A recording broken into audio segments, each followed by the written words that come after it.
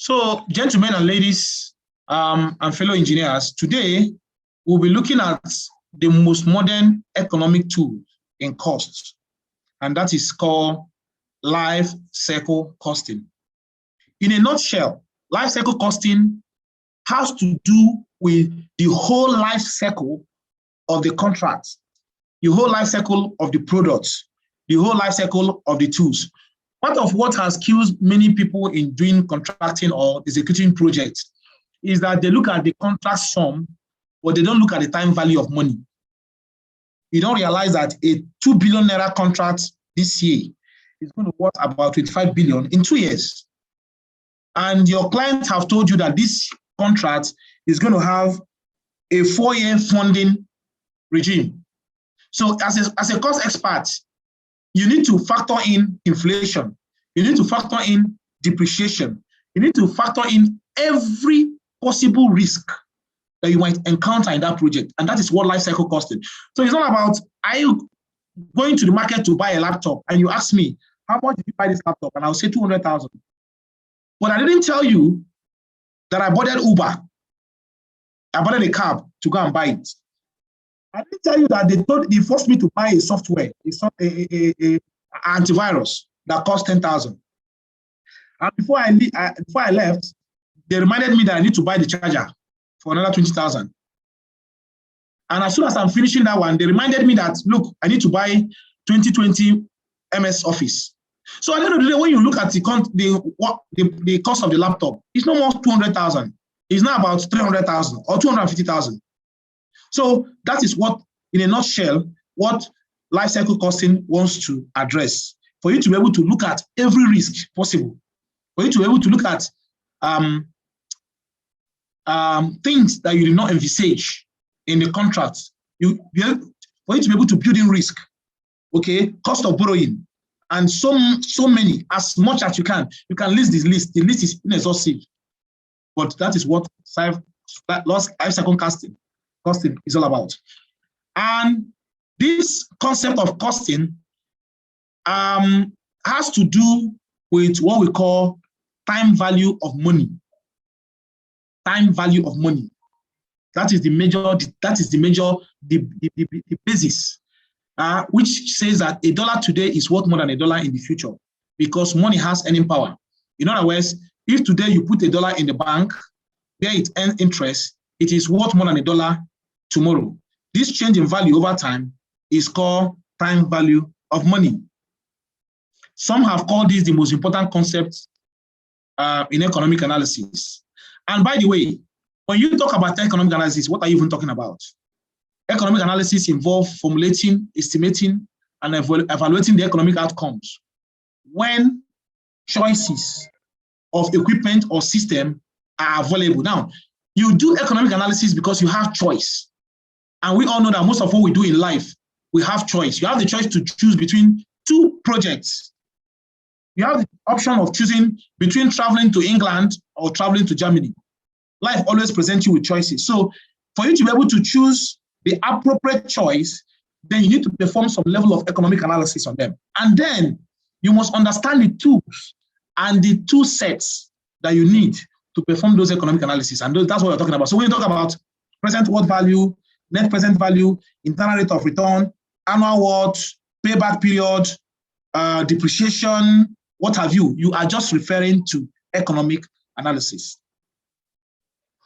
Okay, so now,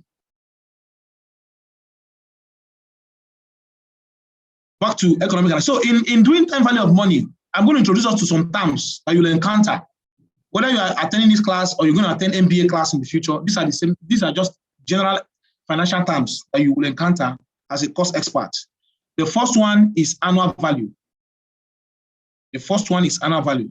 Okay, somebody said, well, hold on. Somebody says, I said, I can't see recording.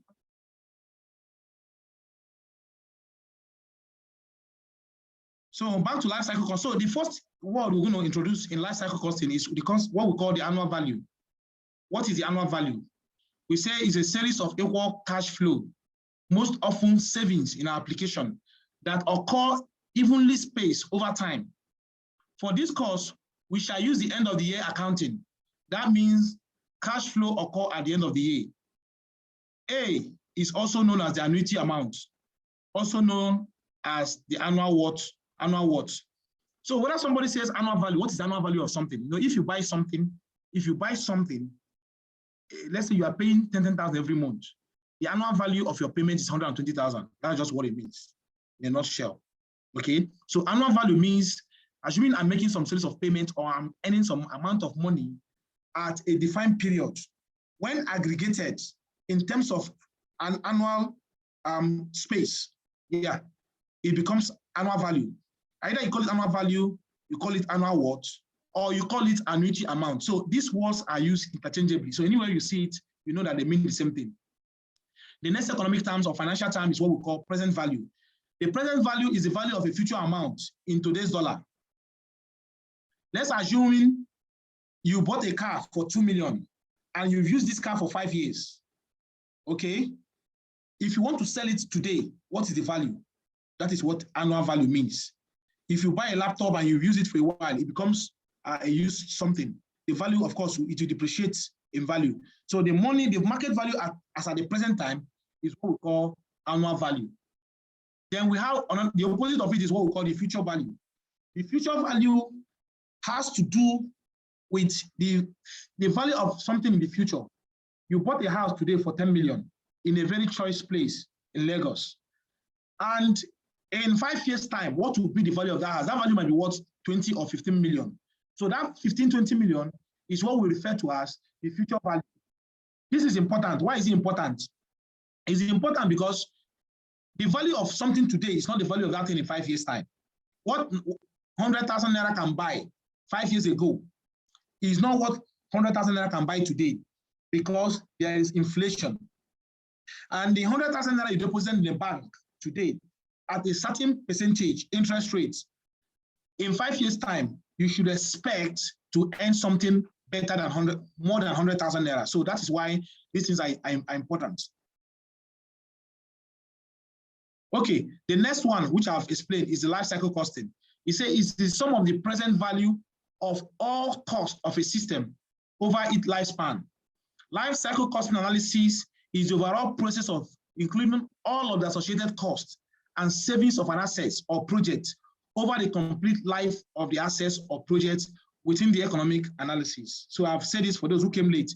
I said that it is the best way of analyzing projects. And gentlemen, I tell you this, whether you're a contractor or an engineer, whatever you do, you must adopt the concept of life cycle costing.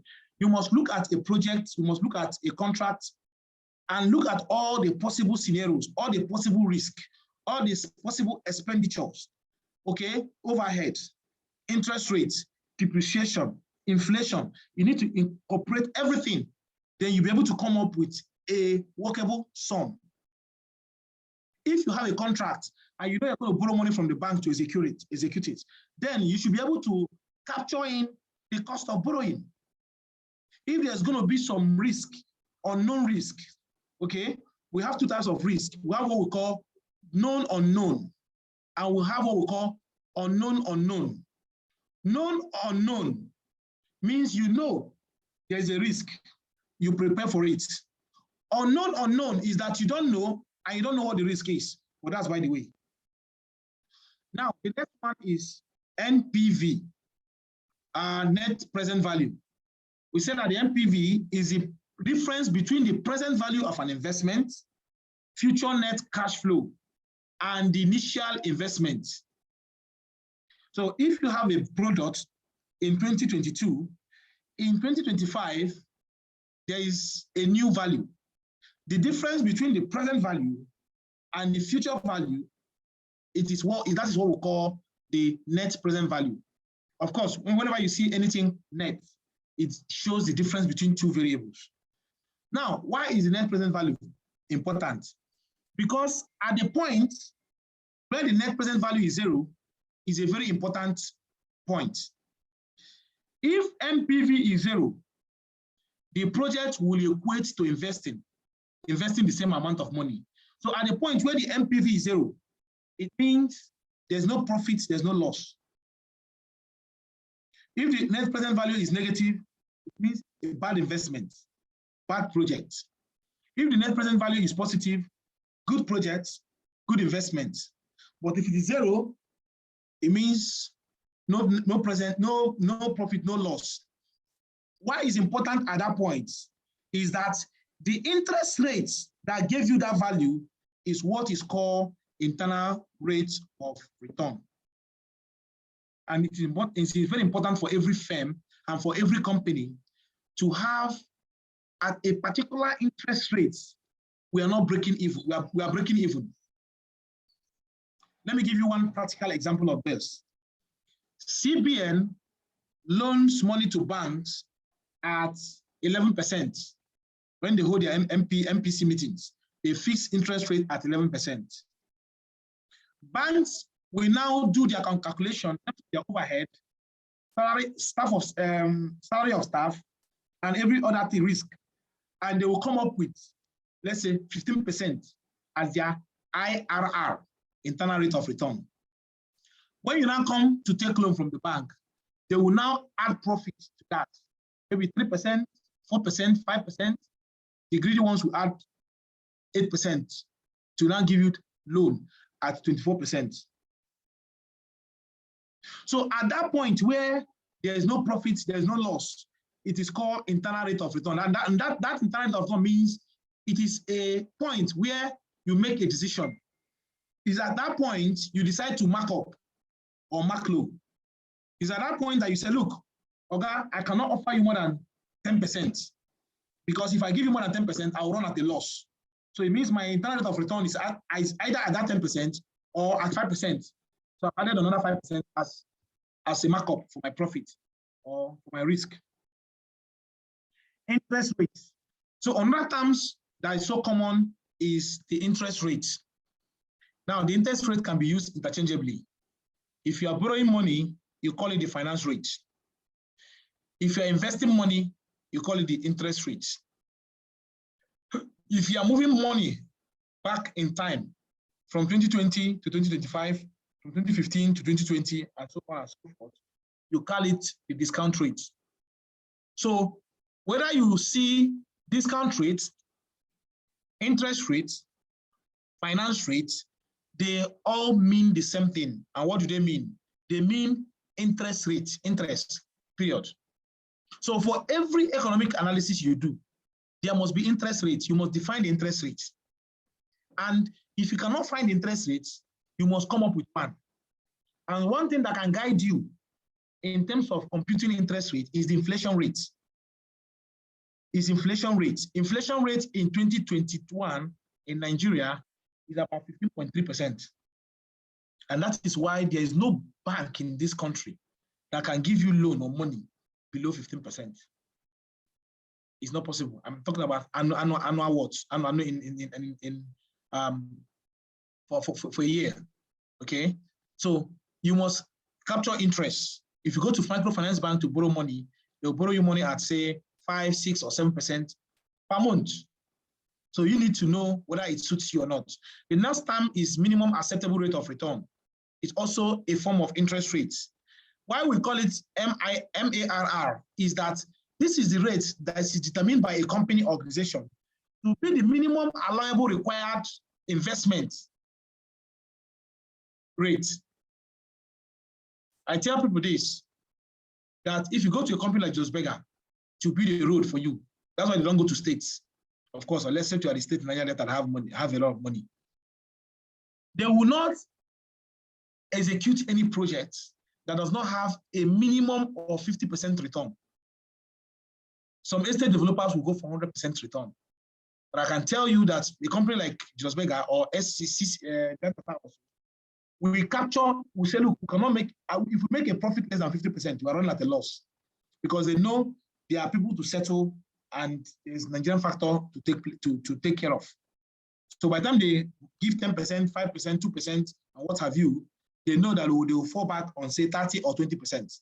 So that percent that they fixed as their own internal guide is what we call minimum acceptable rate of return. I don't see any contractor in Nigeria that you give a contract that you will make 5% and you accept it. The minimum you can accept is 10%. Some people might not even accept 10%. Some people, if they really see 30% clear, they will not invest. So that 30% is your own company, your own firm's minimum acceptable rate of return. That's your own internal guidance. That's why I said CBN, their own internal guidance is 11%. And I guess they subsidize the other one because inflation cannot be 15% and you're giving money at 7%. That means you're using money. That means you're using money to show up the naira. That means the naira can't hold it. But that's a lesson for another day. The next one is depreciation. What is depreciation? Is the amount of economic value that is used up during the accounting period. Depreciation is not a cash flow. It is for accounting purposes only. So depreciation is just a loss in economic value. Then the next important one is what we call the payback period. The payback period is simply the number of years needed to recover an investment. Payback period is very important. If you're going into an investment, you must be able to know how long am I going to recover my money. For instance, in most power projects, if the payback period is more than 5 years, it's not a good investment. But if it's a road project, you can go for 10 years. If it's a bridge, well, you can go for 20. If it's a toll gate, you can go for 30, 20, it depends. But payback period is simply the number of years. And how do you calculate the payback period? It's simply the investment over the annual watch. So if I borrow 500,000 to pay back in 5 years, to pay back 20,000 every year. So it means my payback period will be 100 over 20,000. That is 5. So it means I'll be able to pay back that money in 5 years. So that's what payback period is. Okay. Let me share my blackboard and just emphasize this. So payback period, very important because this is something that you encounter every now and then. Okay. Payback period. You say it's simply initial investment or principal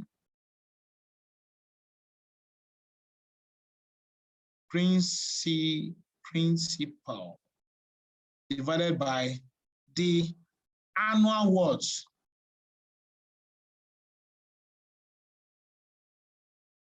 Or the annual payment. Or, so let me not confuse us. This will confuse some of us. So it's investment over revenue. Let me just put it that way. Some of these things can be used interchangeably. So get me right. Okay. Another thing, you can call it cost of capital or cost of investment divided by the annual return. You see, they mean the same thing. Or it could be present value. Yeah. The present value divided by the annuity watch. So that is it. So assuming I purchased something, I bought a laptop at say 100,000. And every year I make a profit of 20,000. It means the payback period is now 100,000 over 20,000, and that will give you what? 5. So it means in 5 years' time, I'll pay back that money. But this is just a simple payback period and not a discounted payback period. A discounted payback period will capture the time value of money. There must be, you must discount this present value before you now divide. So you must remove the loss, depreciation, and other factors. Let's go ahead. We have a lot to cover. Salvage value is the value of equipment at the end of the project life. Sometimes salvage value is positive, means you can sell that thing. Sometimes it's negative. It's negative when you have to pay money to dispose that thing. That's when salvage value is negative. Salvage value is usually ignored in this session, but it does not occur. But it does occur in a problem. When it occurs, you treat it as a future value. So normally, in most projects, we don't value. We assume that salvage value is 0. We assume that at the end of the project life cycle, the project will become 0. Okay, it will become 0. So But where it does not, like in terms of a building, you assume that the salvage value is a future value. So you treat it as a future value. Okay, the next one terms that you'll be encountering is the life of a project. If somebody asks you what is a project is anything that has a beginning and an end, period, in a layman's term. So if anything has a beginning, has an end, is a project.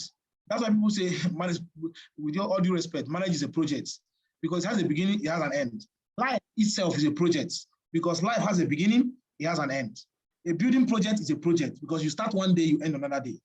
So every money that has an end value, a life value is a project. So it's a number of years that we will receive savings. If you buy something, there's a number of years that thing will be productive. That is the lifespan of that project. As soon as it starts costing you money, more than the output, then it means it has gone into salvage. You need to salvage it, sort of. Okay.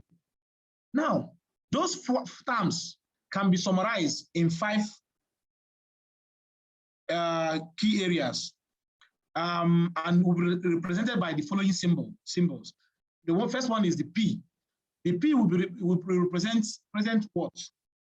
Okay, and is the amount of money at the present time. F will represent future what? Is the amount of money at the future time. A will represent annuity.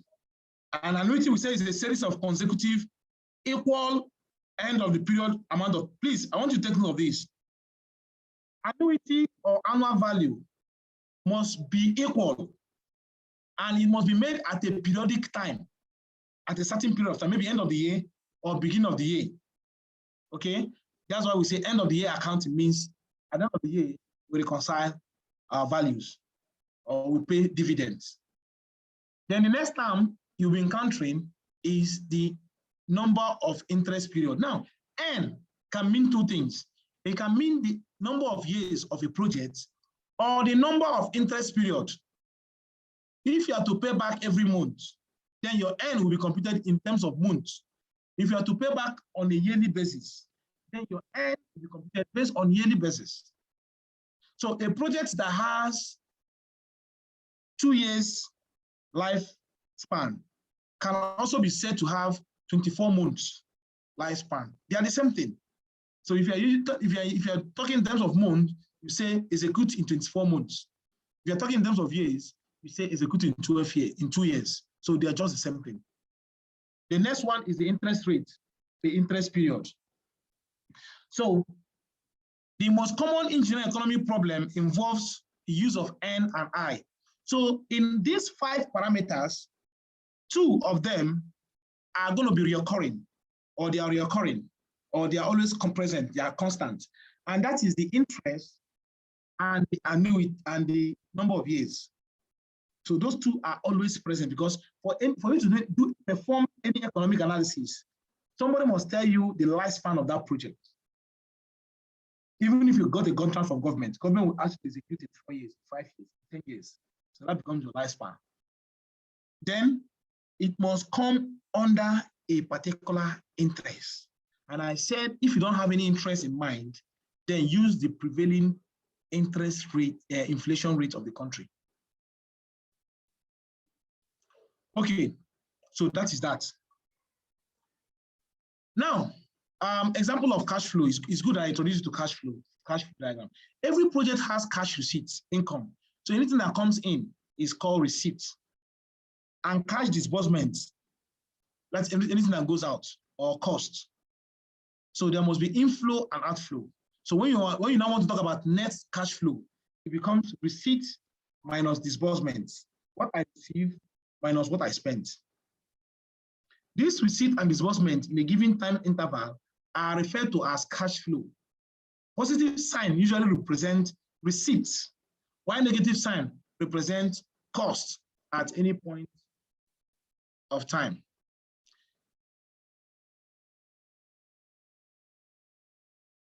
So that's what the cash flow diagram looks like. Everything that goes up means income. The one that goes down means disbursement or outflow. Okay, so that is that we can read all this.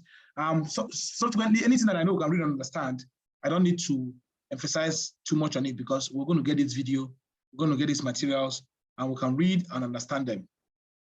So when we talk about present value, this is what it looks like. Okay, what is the present value of 10,000 naira to be received in 5 years in the future? So it means if I'm to get 10,000 in 5 years' time, all I need to do is to invest 6,209 naira at an interest rate of 10% or discount rate of 10%. So if I'm going backward, I'm discounting. If I'm moving forward, I'm putting interest. So in this case, if I'm to get 10,000 in 5 years, it means I need to prepare at 10%, I need to prepare 6,000 today. Okay, we're gradually going to the calculation stage now. Now, for these 5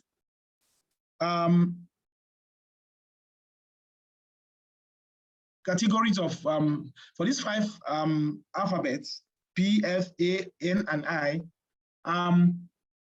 you are going to have a way of computing them.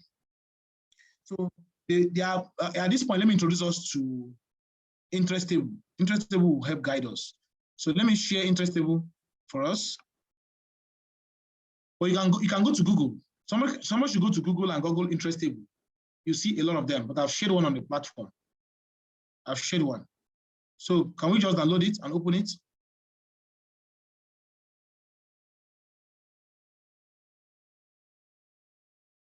You can go to Google anywhere and just type interest table.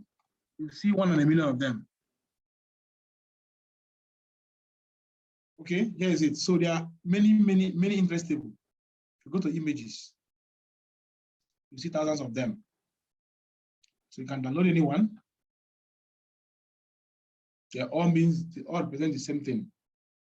Okay.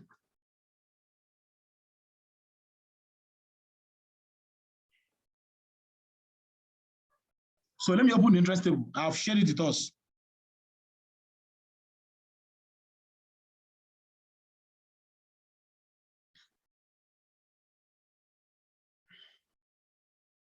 Okay, it's opening. So while it's opening, there are about 6 economic calculations you can conduct. The first one is called single payment amount factor. We have single payment and we have compound payments. We have single payment and we have compound payment.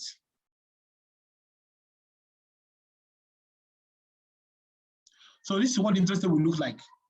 Now the interest table is the same. This is what it looks like. The difference between, you can see 32 pages. These 32 pages is for the different interest rates.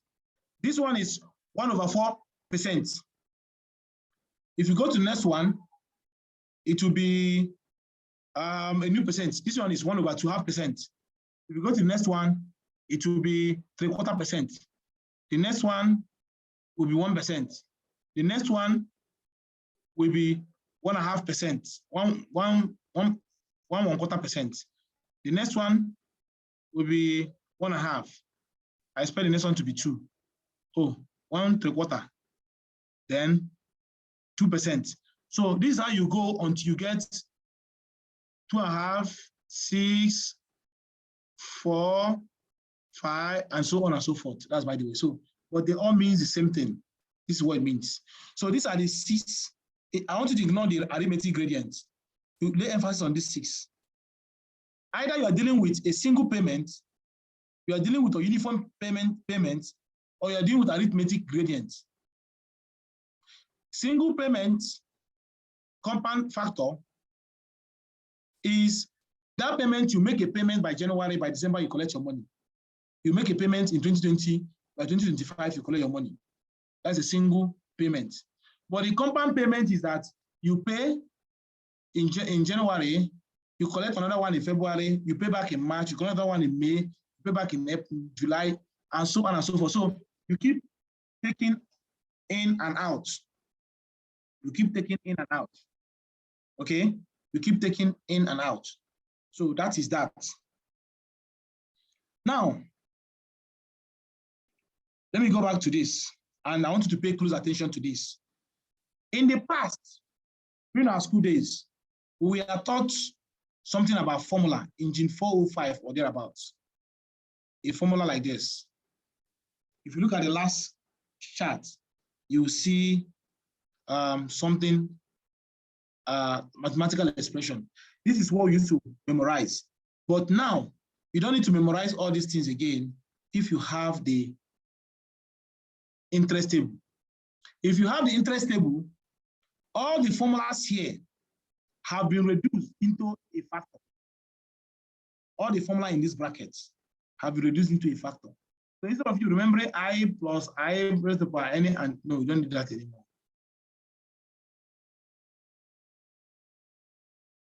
So that is that. So for the first one, it's called single payment. If you want to apply interest table, you make use of this formula. If you want to apply mathematical expression, you make use of this formula. Now this one says to find the future value of a given present value after n years and interest rates per year at I interest rate per year. Mathematical formula is P into I plus 1 plus I raised to power n. So let me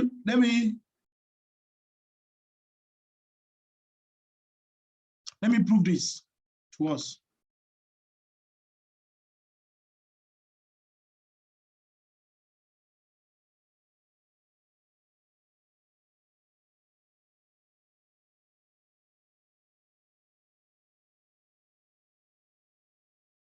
Okay, assuming I borrowed 100,000, P equals 100,000 or 10,000. And the interest rates, I, is 10%. It means after 1 year, how much will I buy? How much will I pay? I will pay 11,000. Or let me use 1,000. So I can relate. 10% of this is 100.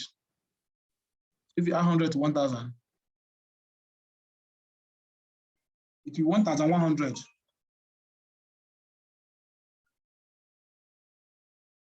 It will be 1,100. Now, after 5 years, the formula will be P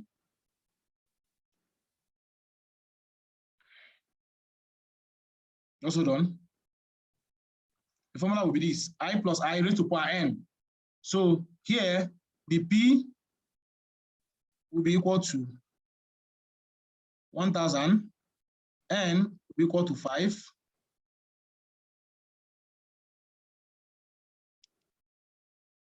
I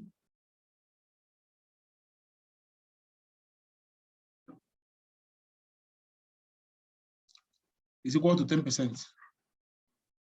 So if I'm to solve this using mathematics, I'll write the formula as P equals small p brackets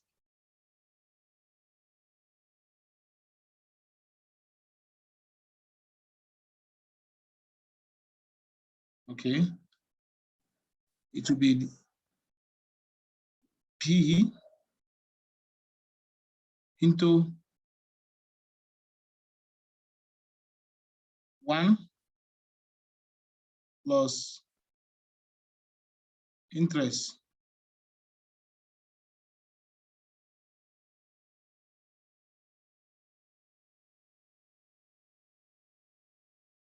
raised to power n. I don't know how to raise to power n.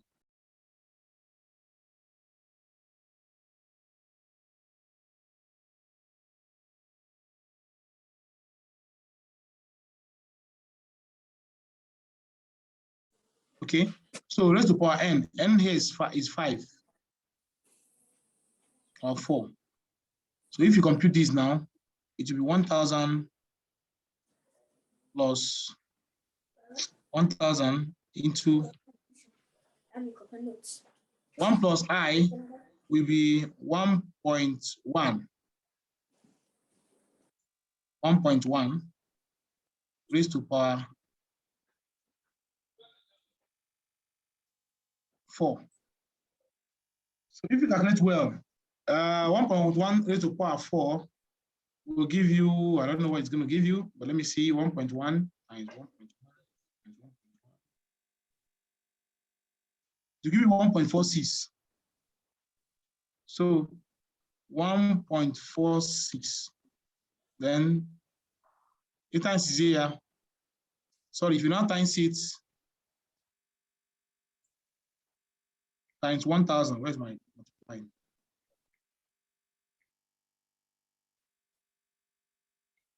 Forgive me. 1,000. So that will give you 1,460. So you can see it's cumbersome, it's difficult. It's difficult, yeah, it's difficult. So this is not what we're going to be doing. If you use interest table to solve this problem, you solve the problem in 1 minute, and I'll try that. So here, what you need to do is to list the parameters again. Let's use interest table to solve this. So that means after 4 years, after 4 years, your 1,000 naira at 10% becomes 1,416 naira. That is what we're talking about. But if you want to use the interest table, you don't have to write all these formulas again. You just go to the interest table, and the interest table will give you exactly the figure in brackets. So the interest, instead of doing this mathematical equation, you simply multiply P, the given present value, times a factor, which you take from the table, and the answer will pop up. So for us to solve this, sorry, if you're not seeing this.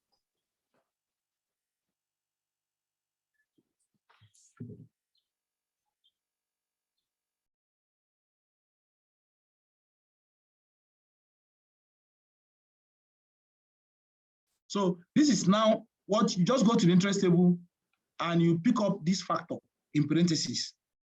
If you pick up this factor in from the table, you multiply it by the present value, P, to give you the formula. So in our own case now, if I want to solve this problem now, what I'll simply do is I'll go to the present value. I'm looking for the future value.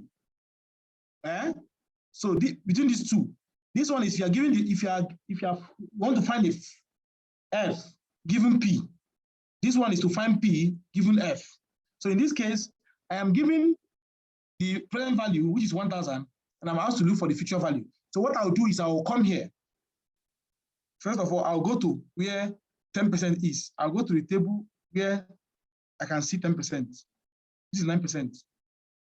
This is 10%. This is 10%. When I get to 10%, how many number of years am I paying back? It is 4. And what am I looking for? I'm looking for a single payment. I pay in January, 1,000 in January, and I expect money to come by so. So here, based on 4 years, the factor is 1.464.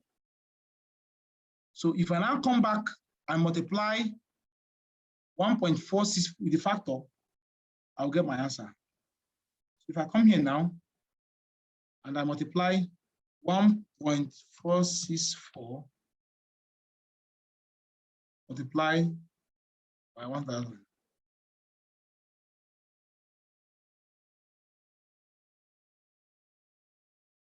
And that will be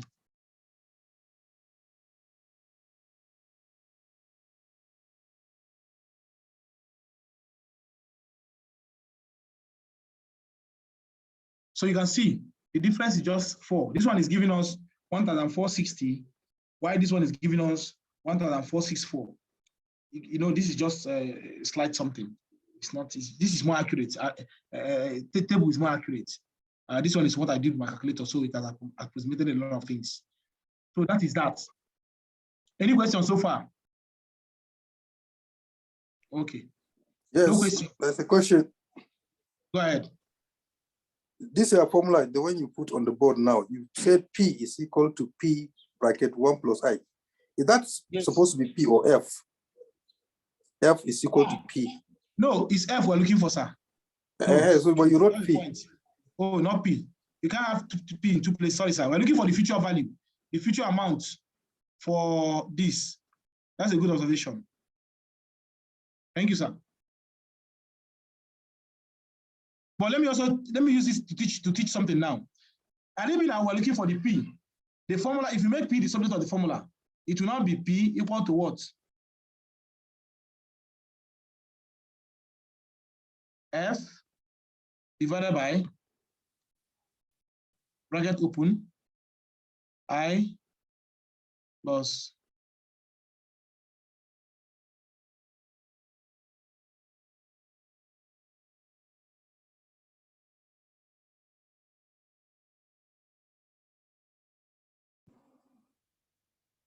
raised to power.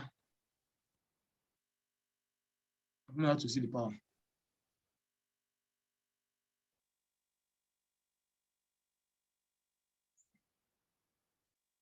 Okay, raised to power n, raised to power 4. Okay, so if you calculate this one, what you need to do is simply come to your interest table, and instead of going to find F given P, you go to find P given F. Still under 4 years, you see 0.6830. 0.6830. Therefore, if you now, sorry, this is it. The opposite of this one now, instead of 1.46, we are looking at the opposite. It will be 0.6830. 0.6830. So if you now come here, it will now be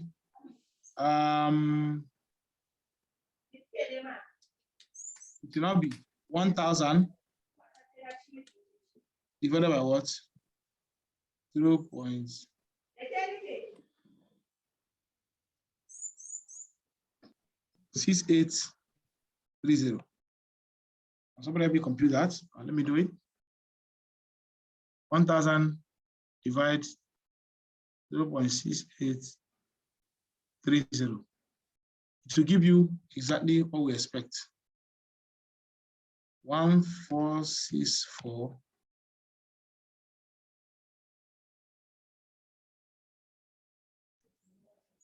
Okay.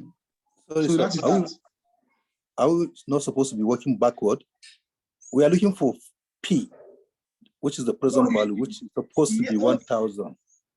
So okay, that, okay. yeah. Sorry. Okay. You're talking about here will now be 1460. Yeah, that 1,000 should be 1460 divided by 0.683. That will take you back to 1,000. No, it should give you more. No. 1464. 1464. Yeah. 1464 divided by. No, I will not divide by this. No, you know why I will not divide by this, sir? Because that is not the formula for interest table. The interest table is to multiply. So the yeah, we are coming to that. I just want to buttress how you can do opposite calculation. So for this one, F is P over 1 plus I over 4, raised to power 4. If you make P the subject of the formula, it will give you this. Yes. Yeah. So what I'm saying is that let's work this one without going to the table. Do you understand? We're looking for P. So F. Okay. Then the factor is not. We know the value of F. Okay, let's compute. So that means we are now saying 1.1 raised to power 4. What will it give you? 1.1 raised to power 4 will give you 1 times 1 times 1.46. Oh, okay, 1.46. So exactly. So 1464 divided by 146004 will give you 1,000. That is the correct present value. Yeah, thank you, sir. Perfect. I'm happy somebody's following. That is using mathematical formula. Now, all I'm trying to justify is that nobody's using mathematical formulas to solve this kind of problem again. Even in the exams you're going to write when you are ready to get certified, they will give you open book. Some of you will agree with me that these days, nobody is writing closed book exam anymore. It's only in Nigeria that you go to lecture, and as a civil engineer, they will ask you to design slab in exam hall. Nobody does that in the world.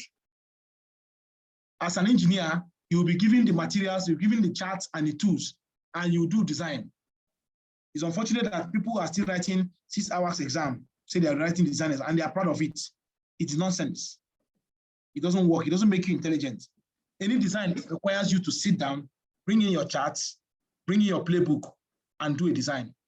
So what I'm trying to say, I'm trying to sell the idea of interest table, just like we have 4-figure table, just like we have, those of you that are civil engineers, we have these charts that we use when we're doing designs, be it slab spacing, column spacing, or what have you. So the in thing now is the interest table, because the interest table will make this life so easy. So the first one I did, instead of me cracking my head, I'll just ask myself, the interest rate is 10%, so I'll go to the interest table where there's 10%. The number of years is 4. I'll simply go to 4. So I'll use this and multiply by 4. If I'm doing the opposite, I will multiply this factor, this 1460 by 0.6830. So if I multiply it, I'll still get my 1,000. So 1464 multiplied by 0.6830. It will give you 9999.92. Can somebody try it, please? Can somebody just try it? Can somebody lay his hand on this interest table? Can you go to the interest table? And oh, let me share it again. Yeah, go to the interest table. Go to the interest table, and you could see. Try to work this back. You get the same thing. So try hands on interest table. Just scan through the interest table, everybody. Just get familiar with it, especially like these 2 that we've treated. Then I'll see you in just a minute.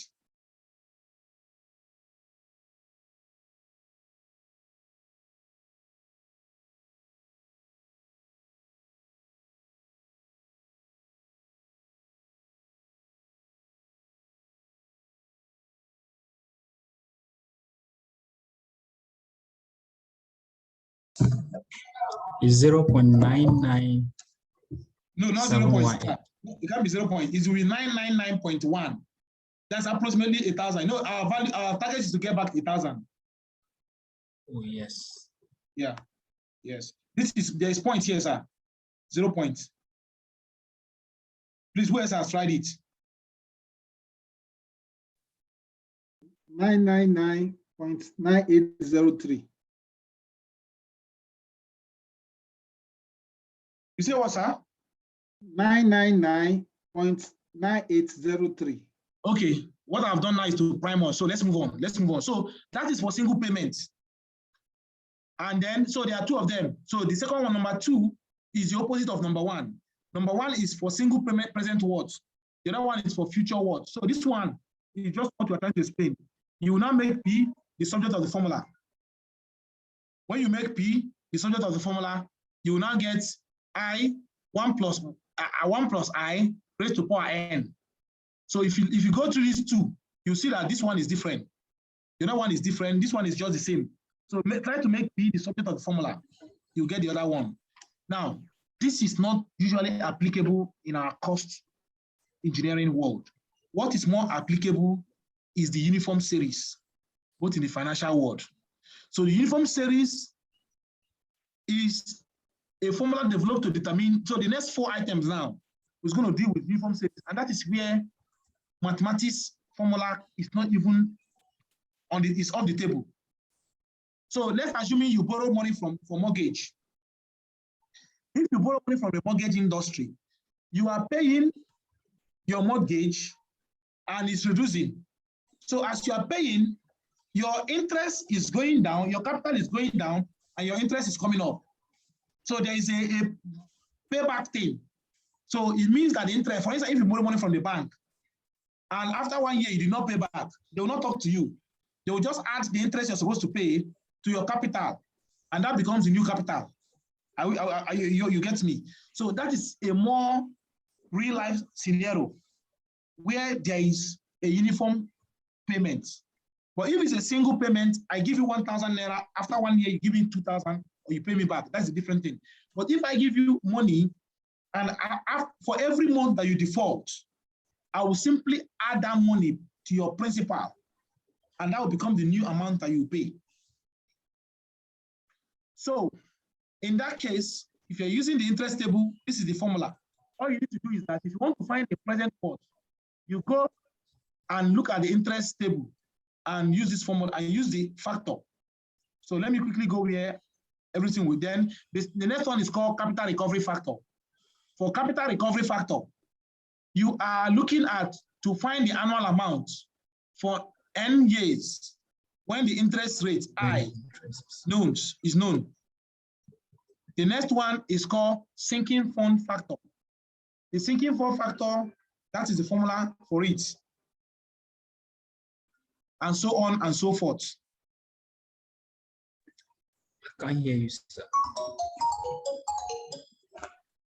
Okay. The next one is the future worth. So in summary, I've summarized these things in this table to make life easy. So for every economic problem, is either you're looking for the future worth, either you are given the P, you are asked to find the F, the future worth, or you are given the future worth, you are asked to find the present worth, or you are given the annual amount and you are asked to find the present amount. So all these things might look complicated to some of us, but I want you to calm down because I'm going to explain and expatiate all of them. But let me quickly tell you about this. For every problem you're going to solve, it has to be with either you're looking for the present worth, annual worth, the interest, or the number of years. And for you to use the table and get a mastery in the use of the interest table, you will need to write your equation in this form. When you see this equation, what does it mean? Whatever that is here is what I want to know. So when you see P over A, it means that P is what we're looking for. And all the things that are below are what is given. So this, if you see this formula now, it means I'm looking for P, and I've been given the A, I, and the N. So this is find P, given A, I, and N. So if you go back here now, this formula now, what are we looking for? We are looking for F, and we are given the A at a particular interest and at a particular number of years. If you go back further, the same applies here. So in this case, we're looking for the annual, the one we say sinking fund. Sinking fund is what is that amount of money I need to be sinking in for me to achieve a future plan. Assuming I want to send my child to the US to study medicine at $75,000 per annum, how much can I be putting in the next 5 years? So that in 2026, I will have $75,000 in my account. So that annual amount, that monthly amount, that periodic amount that I'll be putting in is what we call sinking fund. The word sink means something you cannot recover. When you say sinking fund, it means the money you are paying. Let's say you are giving people money in the village, people in the village money, or your parents, every month you send them 5,000. I don't think any day you're going to ask them for that money again. So that is called a sinking fund. Capital recovery. Sorry, sir. Okay. Can you explain the sinking fund again? Because I think, to my own understanding, sinking fund is something that you set aside to enable you meet up with some future financial obligations. That's it. Okay, I agree with you completely. And that's what this formula is saying.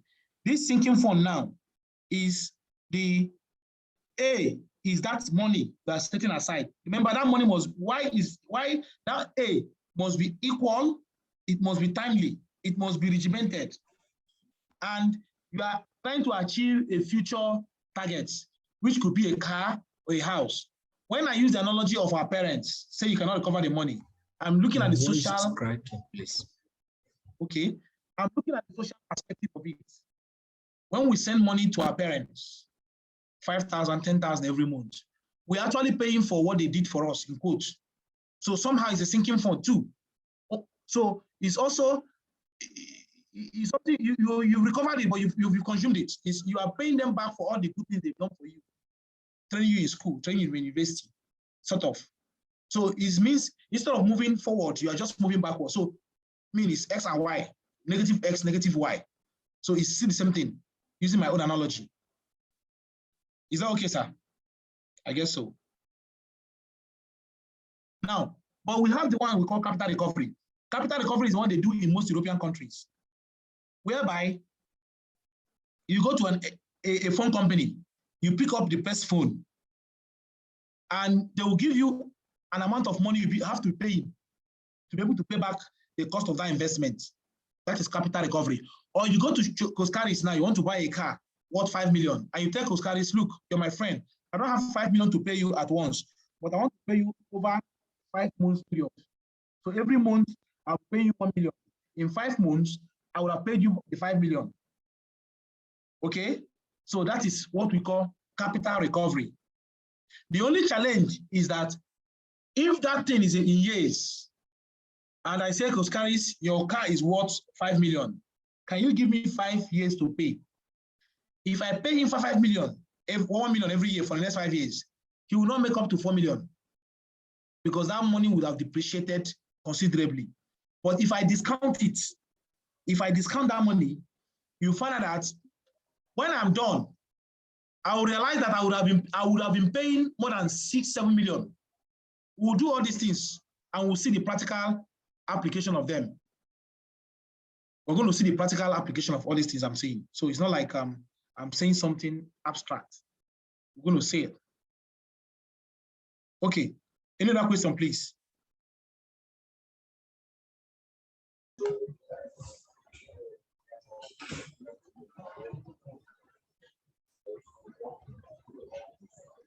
My question is, hello? Yeah. Yeah. My question is, what is the difference between this capital recovery and then sinking fund? Because it seems both of them sound the same. Yeah, that's a good question. Capital recovery is that you purchase something, but you could not pay at once. So the seller needs to recover his capital. So he will give you a certain amount of money that you'll be paying and a particular interest rate. Take, for instance, mortgage. Mortgage people will tell you if you want to buy outright, they will tell you you want to pay outright. They'll ask you outright payment is 60 million. But if you want to pay instrumentally 80 million, you'll be wondering how? Because they are trying to recover their capital. So if you have to pay, if you want to buy outright, the land is cost 60 million. But if you say you want to pay in 8 months, they will ask you to pay 10 million in the next 8 months. It is because they have discounted it. In the case of sinking fund is that you've projected what you want to buy in the future. You are now saying, what will I pay to be able to meet up? So if you look at the formula, F is here. So F will be given. Interest rate will be given. Number of years will be given. And you are asked to find the A. But in capital recovery, it is the present value that will be given. Because the seller is selling that product to you at that point. So he sells this product to you. If you go to a place like Germany or this country, you see them driving big cars, using big phones. They don't pay cash. The phone companies will impute they'll ask you how long you want to pay, based on your salary, based on your earning power. You tell them, I want to pay in 2 years. Even when you have used that phone for 6 months or 7 months, and you want a new one, all they need to do is to value the worth of the phone you are bringing, and then give you a new one, and then maybe increase your contract. So instead of you paying 1 naira, you will now be paying 1 naira 20 kobo. So sorry, sir. Yeah. Sir, can I come in a bit? Yeah, go in. I think his question basically is the difference to me is a sinking fund is a fund that is formed to periodically for a company to be setting it aside. Yeah. There is for gradual repayment of a debt or to be set aside to replace the asset itself. Okay. So that sinking fund. It's deliberate. It is from the revenue, from the cash flow that you'll be setting it aside. Let's say you have a laptop. This laptop has a life shelf of 4 years. So, but you don't want to buy 4 years. By then, you won't have money to buy another laptop. So from day one, any money generated by laptop, you will set aside 10 naira or 100 naira. Do you understand? So that in 4 years' time, you will have saved enough money to buy another laptop. You understand? Whereas that looks more like a recovery. You are recovering the money used in buying a laptop. No. Sinking fund, both of them are the same thing, but sinking fund is like the company wants to build a new headquarters. Okay, so they have designed the new headquarters. They've called cost experts. They have estimated that this thing will cost 10 billion. They now said, how much can we be setting aside so that in 10 years, we'll give this money to Jos Berger and they'll build this place for us. So I think you have a point. I don't doubt you. Two of them are virtually the same thing. But one is trying to recover what has been spent. One is trying to build to acquire what has not been acquired. Well, for me, the capital recovery. The capital recovery refers to recovering initial capital funds into an investment. So they are saying the same thing. They are saying the same thing, but this one is for periodic savings, while this one is for repayment. Do you understand? That repayment is also periodic, sir. I know now. Yes, I understand. See, I understand, but where I'm seeing that both of them look like same thing is this, because if you look at both of them, you see, for instance, if I borrow 100,000, for instance, and I say, okay, it is based on monthly repayment. So how much would I be? Okay, the interest rate is 10% per month, and I will pay in 12 months' time. So how much would I be paying every month so that by the end of the 12th month, I've paid both interest and capital together? That's capital recovery. That's capital recovery. That's capital recovery. You are paying for but an it's asset. also a sinking fund now because you are sinking your debt. No. Okay, gentlemen. Okay, let me come in. Gentlemen, let's not waste time because we have a lot to cover today. Now, I think both of them are sinking fund. Listen to me again. Get it. But sinking for the future or sinking for the past. So if you're sinking for the past, you change it to capital recovery because two of them cannot be the same name because they're not twins. Okay, let's pause there. Okay, the good thing is that we're going to go into calculation and see how you can do this with Excel and do it based on first principle. Remember, this class is 3 hours. Okay, now this is the formula I want us to for the first time I asked us to cram something. You see these formulas now. For the sinking fund, the formula is you have to find A, but you are given F. So the formula will be to find your A, you multiply your F by the table factor of A over F at a particular I, at a particular N. For the capital recovery, you are also looking for A, but this time around, you are given P, which is the present value or the present initial investment. And for you to use this the table to get it, it means the principal. You can call it in Excel, you call it present value. We're going there shortly. PV. Excel does not call it principal. We'll come to that anyway. Now, to get it now, you will say A will be equal to P, and you multiply it by the table factor. See, everything in this parenthesis is a factor from your interest table. Just like I multiplied 1,000 by 1.46, it gave me 1,460. And I multiply 1,460 by 0.6830, it gave me 1,000. You see how I've moved in. So this is only the place I would like us to understand the annotation because it is a very simple thing to do with interest table. Once you say the interest rate is 10%, number of years is 5, I'll just go to the interest table, go to the interest table where there is 10%, look under number 5 years, I will get a factor, multiply it by what you've given me, I'll get the formula. I'll get the answer, sorry.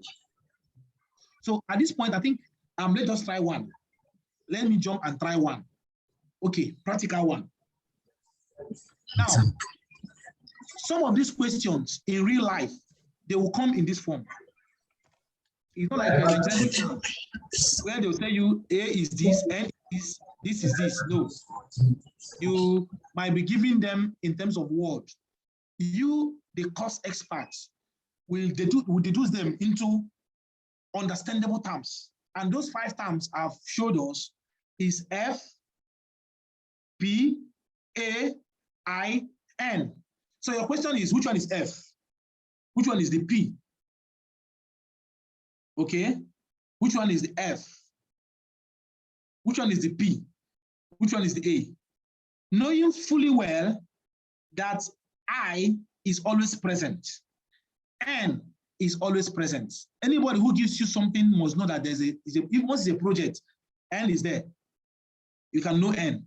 If you don't know N, then when does it give you the maximum output? When is it more useful?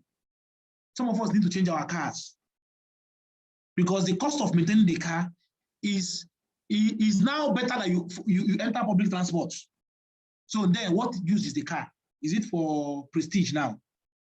All of us know this thing. At a point in time, you have to sell something, okay, because it's not worth keeping anymore. Okay, so now, in this formula, in this equation now, it says that a new lighting system will last 6 years and save 5,000 per year. The company purchasing it requires a hurdle rate of 15%. In order to meet the company's financial requirements, how much can you pay for the lighting system? The question is, what are we looking for? What are we given? P. Hold on. So the first thing I will do is, the first thing you should do is, just hold on, is you put the form, just for the purpose of, for learning purpose, F, what is F? P. What is P? Or where is P? Whatever language. Where is A? Where is I? N. Where is N? So we're going to eliminate some. Some will not appear. Now, let me say this. Out of these 3, 2 will be given. The 3 of them cannot appear. If 3 of them appear, know that 1 is not relevant. Remember those days, our Nigerian lecturers, once they set exam question, they will just put 1 useless value there. They know you don't need it, but to confuse the unsuspecting students. But thank God, we're not Nigerian students, we're not Nigerian lecturer. Okay, now, F, let's go. Do we have anything like F there?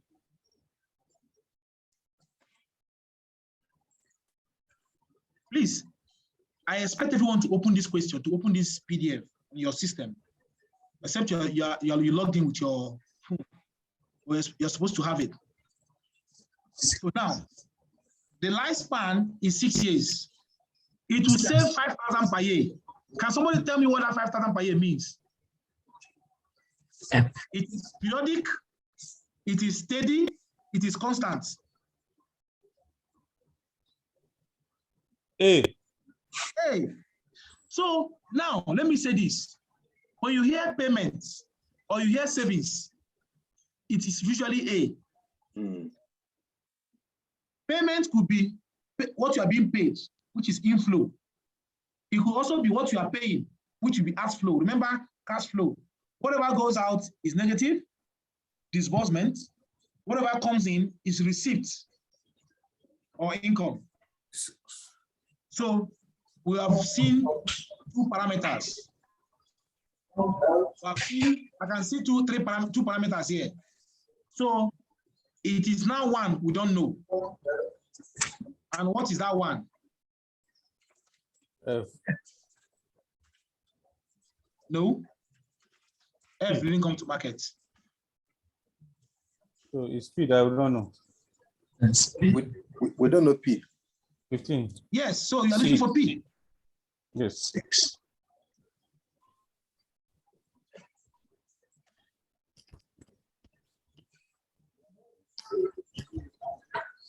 Now, this question says you want to do energy auditing. You did another energy auditing and you want to change you want to go into solar. And the solar will save you 5,000 every year from your NEPA bill. Permit me to use that word. Now, the question is not asking you, how much must you purchase that solar installation, the battery, the PVs, the chargers and everything, so that it will be a worthwhile investment, knowing fully well that after 6 years, all your batteries, your solar, everything will pack up, which might not be the same anyway, which might not be in real sense because no battery lasts for 6 years. Even lithium batteries will last only 2 years. So it means that if you are doing renewable energy industry, this 6 must not be more than 2 or 3, or even 6 months. Or if you do it 2 years, then the cost will include the cost of replacement. Are you with me? Yes. Yeah, if the cost is 10,000, you now compute for 40,000, knowing fully well that after 6 months, you're going to purchase a new battery to replace the existing one. So if you want to write this thing in a formula way, so that you can use interest table. This is how you're going to write it. You write it P equal to, you will now say what you are giving is A. You open brackets. You say 1. Remember what is up? What is up 1 is what? No, sir. We're not using mathematical formula. We're using interest table. Okay. No, we're not using. We're using mathematics. We're using interest table. Sorry. Okay. So it will be P over A, comma I with me, comma N. Bracket. Now, let me remove this. Now, this is what you write. Or you could write it this way. So if you now want to go and compute it, it will be A is what? 5,000 brackets.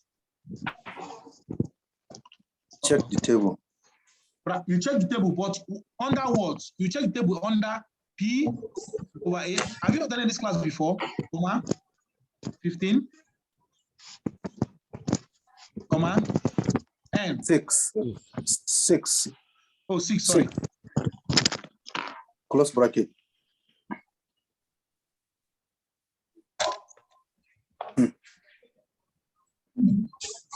Okay, now let's go to the table. So everything inside brackets will be gotten from the table.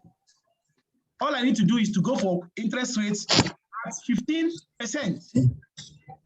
And I will check under 6 years or 6 payment period. See, don't confuse this thing. It could be if the payment period is monthly and it will last for 2 years, I'll go under 24 because every month you're supposed to pay. So any month you did not pay, it will be taken into your capital. So this N is not just number of years, but it is payment period. But fortunately, most payment period coincide with a year end. Most payment period is annual, sorry. So everyone in this class, can we now go to our interest table?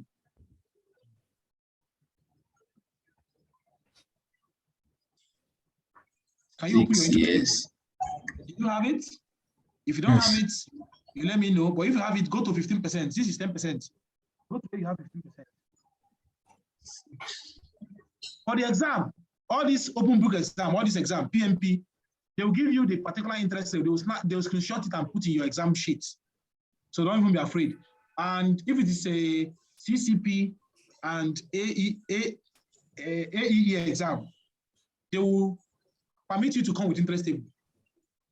Just like we used to go to class to exam with our 4-figure table. It's acceptable. Most open book exam, you can come with every textbook you want, but the problem is the more textbook you carry, the more you fail. That's just the problem. Open book exam is not by carrying textbook. It's just for you to take note of the formulas and the basic things.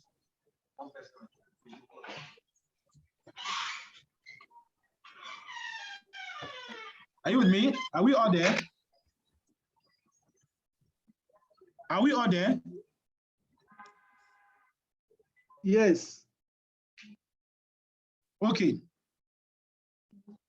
So the number of years is what? 6? 6. So under which of them, what are we doing?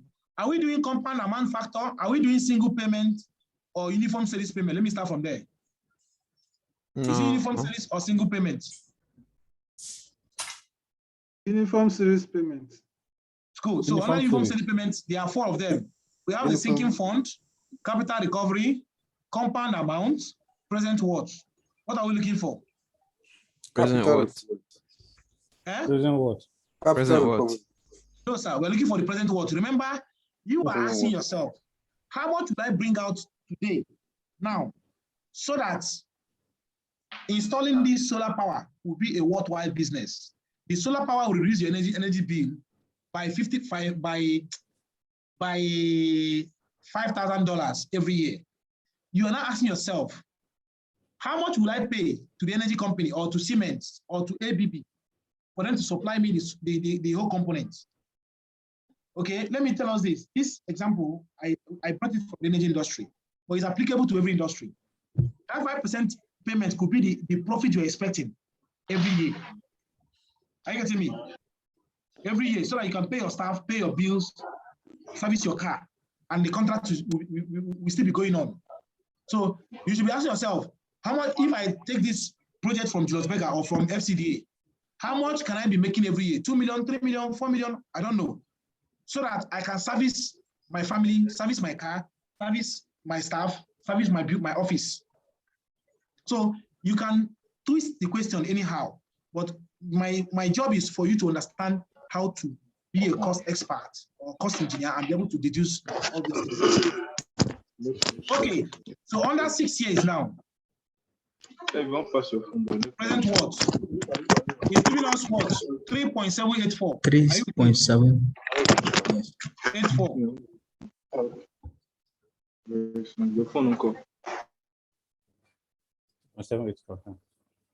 So 3.784 is a factor. So if we go back there, we simply multiply that factor, multiply 5,000. So P is now equal to what? 5,000 multiply by 3.784. And that will give you what? 3.784. $18,920. Okay. What does it tell you? It's telling you that anything higher than $18,920, you cannot make 5,000 every year at 15% for a period of 6 years. So this thing now, as a cost expert, if you don't do this calculation, if somebody now gives you a proposal of $10,000, you should jump at it. Or a proposal of $15,000, you should also jump at it. But if the person now says $20,000 or $25,000, please run away. It means you cannot meet up. Are you with me? No. You're confused. Yeah, we thought it's the other way around. Okay. It's the other way around. Now, if somebody give me 10,000. What of that 15%, 6 years? Are we not multiplying it? That is the beauty of interest table, sir. Interest table has taken care of that. Interest table, I've done the multiplication for you. Okay. See, gentlemen, we're all engineers. I teach people water reticulation system. Once you get your Q, your discharge, and you get your slope, you go and use table and deduce the pipe size. You don't need to go and start using Manning's N, Dashivai's back, and Chesy Manning's formula. Who is the other person? Chesy Williams. Chesy Williams. That's nonsense. Engineers have gone beyond that. It is table and charts. And if you don't know how to make life easy for yourself, well, life is easy. So interest table for any economic analysis, but the father of them all is coming now, Excel. I'll open Excel now. So let's go to Excel. No, before you go, can you? You have not clarified. No, do you need?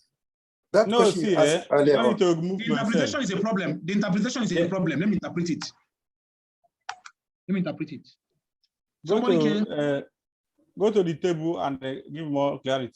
Oh, okay. Now I see. So methodology is still a problem. Procedure is a problem. Okay, this is table.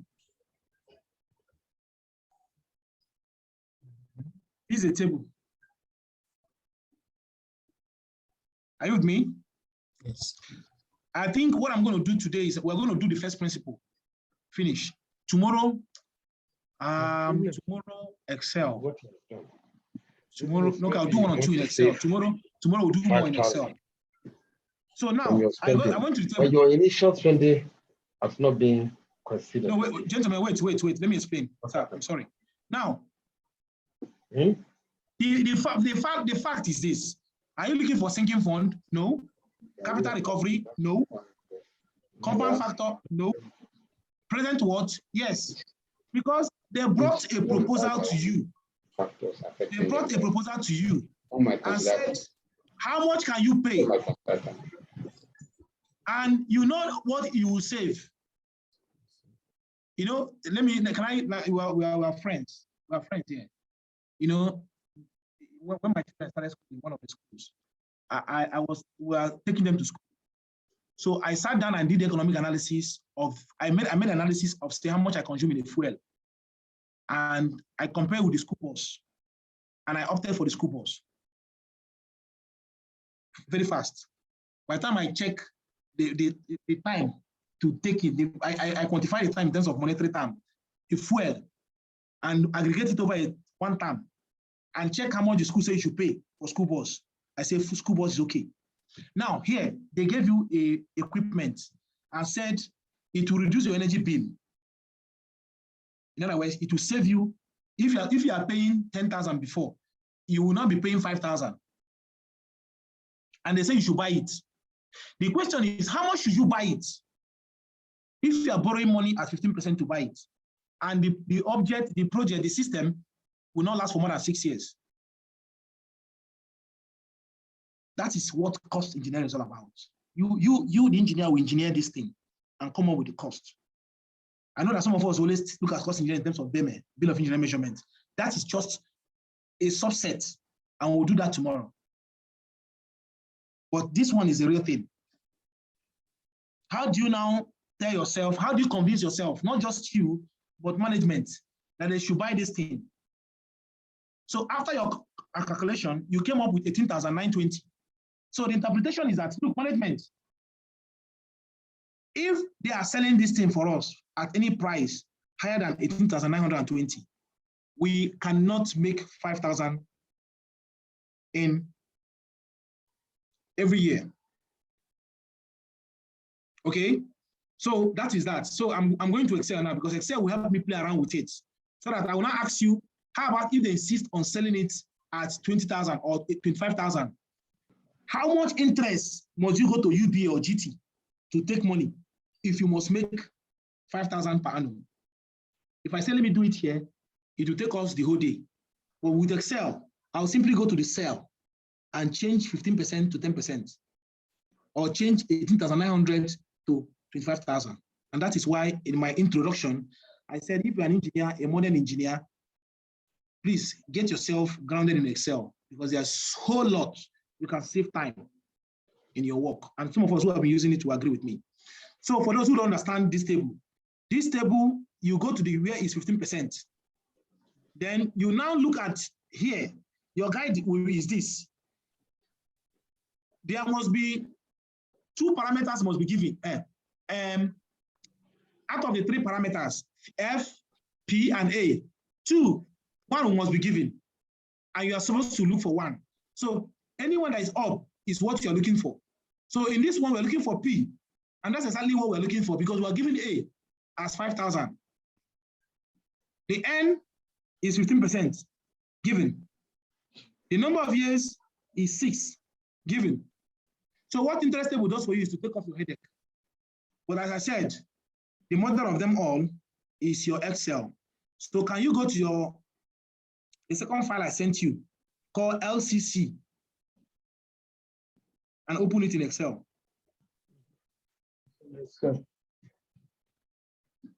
Where are we? Well, we want to move into Excel to solve the same problem with Excel. No.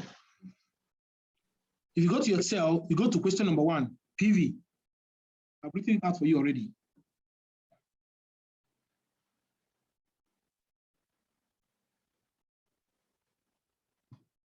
If you have opened your Excel, just go to the chat box and say done. I want 5 people to say done. Oh, he said we should open up. Excel, the Excel sheet I sent. Do you have it?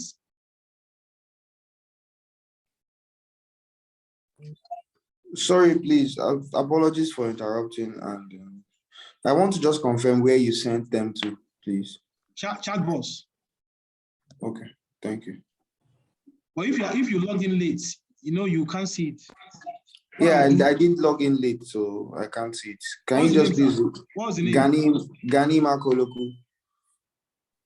Marco, Gani, have you paid? Yes, I have. Forgive me. Oh. No, By very important tomorrow I'll question. jack up. Yeah, send the cost guy. Send it back to the chat box for everybody to see. I'm sending it right away. I have to close it. If I didn't close it, it will be okay. It won't come. Yeah.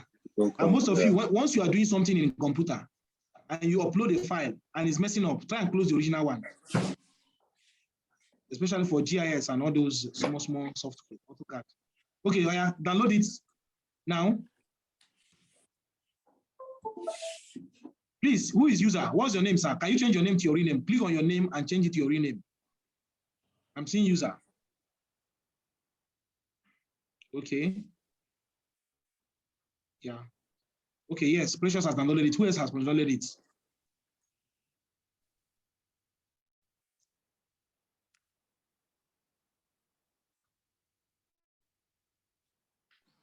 Is it on the chat box? Yeah, it's in the chat box. Who's the chat box? Scroll up, if need be.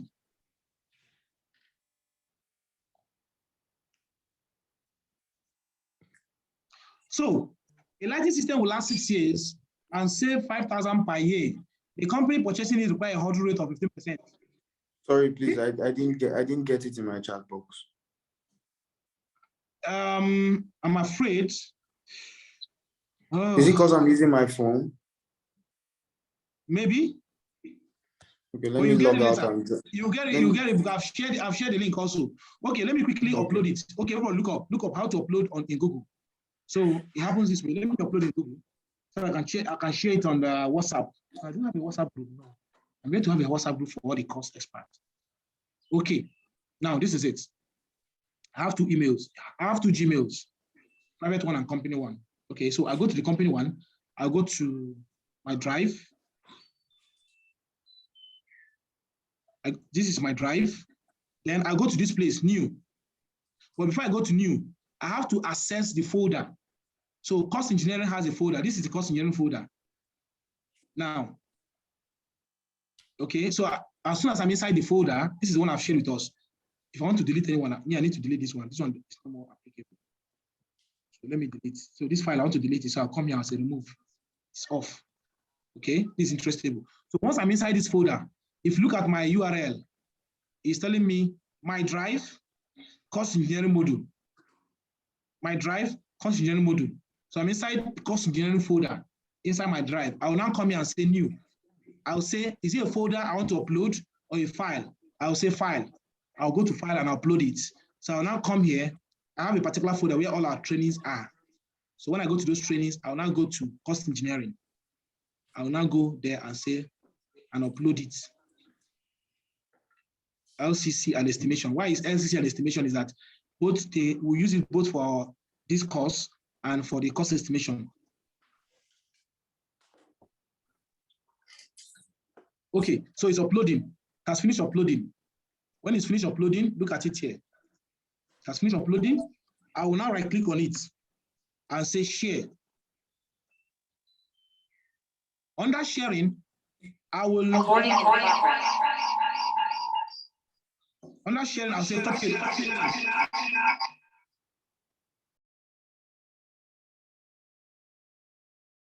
Copy the link. Here you can change the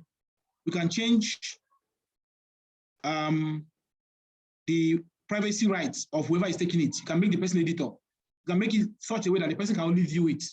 You cannot edit it. Okay, like you can see here, I share with some people as viewer and I share with some people as editor. Most times when you share as editor, the person might go and delete it from the folder and the thing is gone. Instead of copy, they will go and say cut. Okay, that's by the way. So I'll now come back to my folder and share it as a link. So Engineer Gani, if you say you can now go now and click on it. By the way, if you're in this class, you don't have a Gmail account, after today, I will encourage you to create a Gmail account so you can have access to 15 gig of cloud storage for free.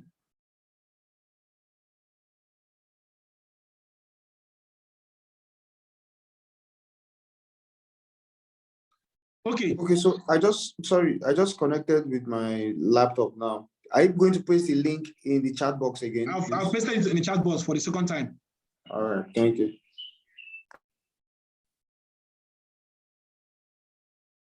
So the other members of the class, have you opened your Excel? Like this? Do you have this? Sheet 1, question 1, PV. Do you have it? Can you clean everything there? Yes, so if you are giving this kind of question, yes, and it's something that you'll be doing repeatedly, like in a banking system. So you need to create a template for it. You need to create a template for it in this form. So you create, you say interest rates, you type it, number of years, payment. Now, in Excel, you will not see A. That you see PMT. In Excel, you see PMT.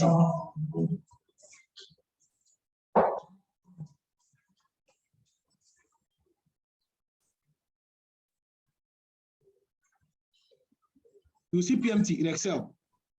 So here, what's interest rate? 15% or 0.15. If you're writing decimal, it will be 0.15, remember. But me, I've formatted the cell because I went here, I right click on the cell, I click format cell, and I make sure it's in percentage. So anything I type inside that cell will come out as a percentage. Can somebody try it?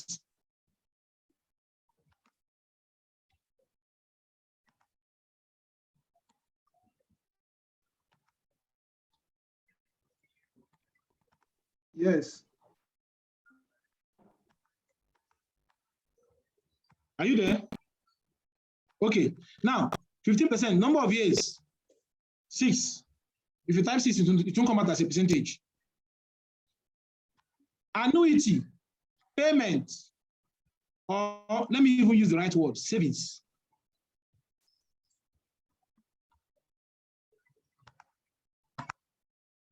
Savings. The more appropriate. Savings is what? How much? 5,000. The future value doesn't come in, so we'll have no business. It's either I remove it, not to confuse you. Then the type. When we get there, I'll show you what about the type. Leave the other things. So now I'm looking for the present value. So I'll put my cursor under the cell, present value. I will now right click. No, once it's there, I will now go to formulas.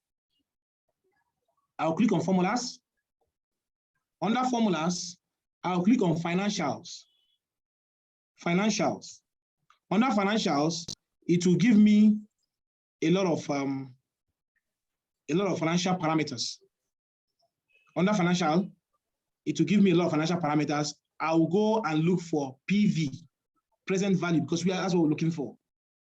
Okay, so I'll click on it. Once you click on it, a dialog box will open. Whenever you see this dialog box in Excel, it will guide you. Always look down here. If you put your mouse cursor here, it will tell you everything about that particular cell. If you put under this one, okay, so let's start with this one. It says rate is the interest rate per period. Okay, so here I'll put either you type 15, but don't type 15. In Excel, once you're using Excel and you want to do it very well, you do what we call cell operations. You do what we call cell operations. So once I'm inside here, you just go to 15%. You just go to 15%. You go to 15% and go in the fast. You go to 15%. Under 15%, you go, the next one, you click on number of years, NPA. It will also tell you the meaning down here. If you don't understand anything about it, you can click on this help function to tell you more about it. So under NPA, I'll click on 6. I'll go to PMT. PMT is exactly A. PMT is exactly A. So Excel will not write A for you, but it will write PMT. PMT means payment. PMT means payment. So payment.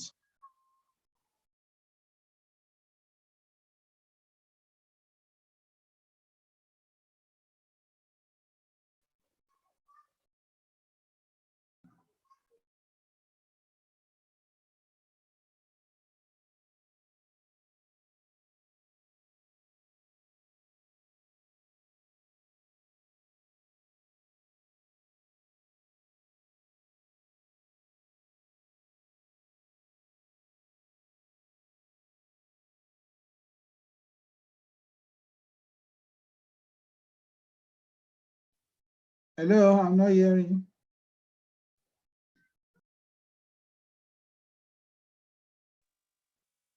I think he went off air.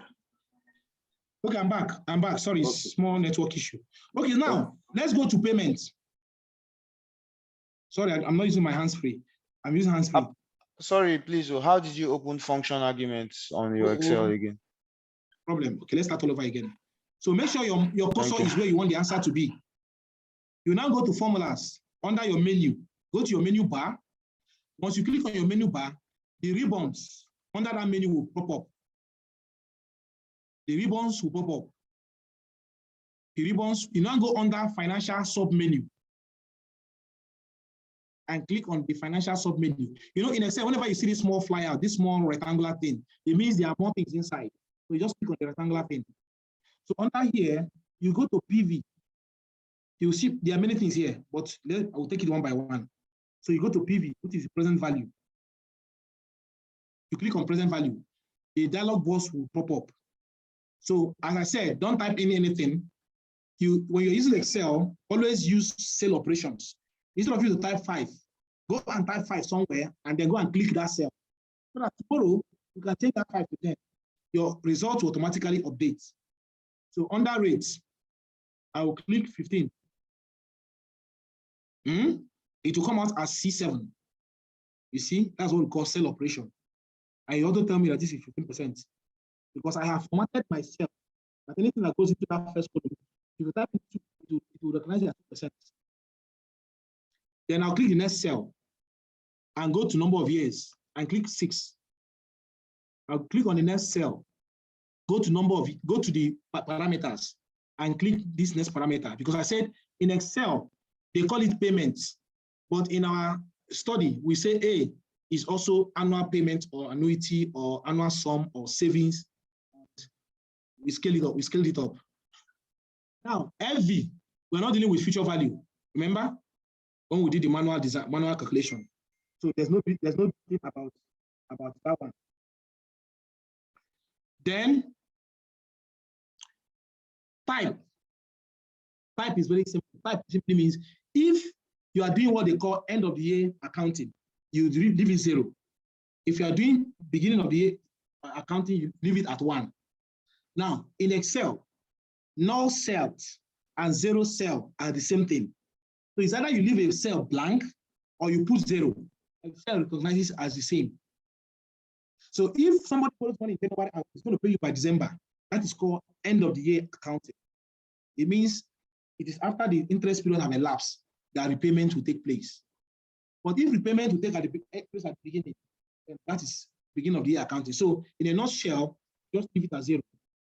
I also said that anything you don't understand, consult, once you click your cell there, hover around it, the result will pop up.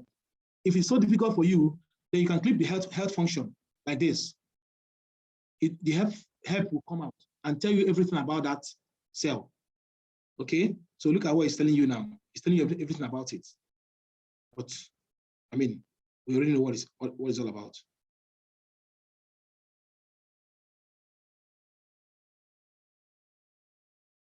Okay. So here we just leave it as 0. You click OK. 18,922. So I'd like everyone to do it in 2 minutes, just 2 minutes. Or should I repeat it again? Let me do it for the second time. We cannot do it on our phone. Okay, that means you're logging with your phone, which is not ideal. I expect everyone to be on his laptop because it's a practical session. This is not a kind of a conventional training. Okay, it's okay. Okay, those that can't do it, but those that can do it can do it. Anyway, those that are with your laptop, can you attempt it? So I go to formula, I go to financials, I'm looking for the present value. Remember, I'm looking for the initial investment. In Excel, it's called present value because that's the money you want to spend at that point. That's the money they want you to bring the money. 15%, number of years, 6. Then the savings or the payment is going to bring in is 5. So I just want people to do it and say, yes, I've done it. So who are those 2 people? Thank you. Yeah, I post it. Thank you, sir. Okay, now let's go to question number 2. Question number 2. A boiler economizer will cost 20,000 and last 5 years. How much would the economizer have to save each year to make a return of 20%?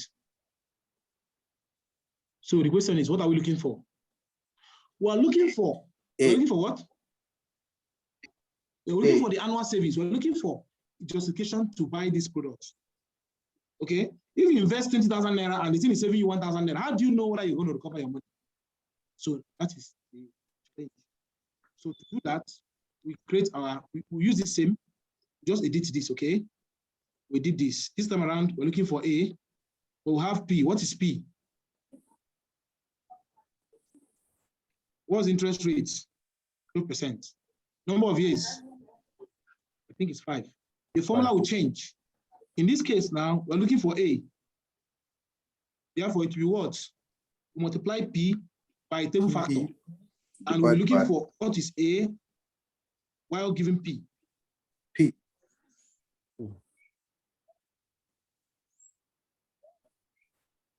Are we together in this? Yes. Yeah. So can I have the value? Go to your table factor, give me the value.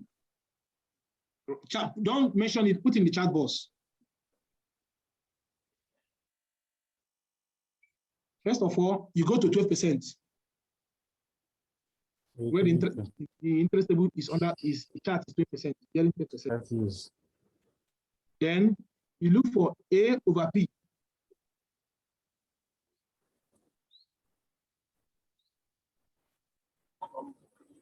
We have the A, isn't it? We're given P, but we're looking for A. Are you with me?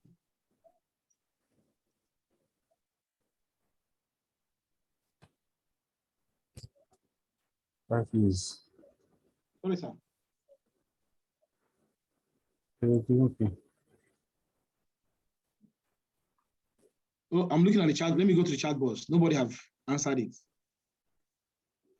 Can I get 1 point? No. Just put it in the chat box, sir. Put in the chat box, okay? Yeah, it looks plausible. It looks plausible. The factor will be less than 1 because you want to annuitize. That's a word. You want to annuitize that capital, that initial capital. You want to annuitize it over a period of 5 years. You want to annuitize it. You buy the car $20,000. how much must it save for you every year for it to be a worthwhile investment? Knowing fully well that the cost of inflation or the cost of borrowing money to purchase that thing is at 12%. And that car will not last more than 5 years. You know, these questions you can put, it can come in different shades. But my joy is just for you to understand, you know, as engineers, you know, I remember those days when we were graduating, the lecturer said, we have not taught you anything, but we have taught you what you should know. So I believe this training is to teach you where those tools are, to introduce you to interest table, show you how to use Excel, but you have to now learn it yourself, basically, because 3 hours today, 3 hours tomorrow, 3 hours on Saturday is not even enough for you to cover one credit unit. Okay. I think everybody got it. 4 people gotten it, and I think I'm going with it. So they say the value is 0.277. Oh, excellent. And what is it giving you? Okay. What's the value?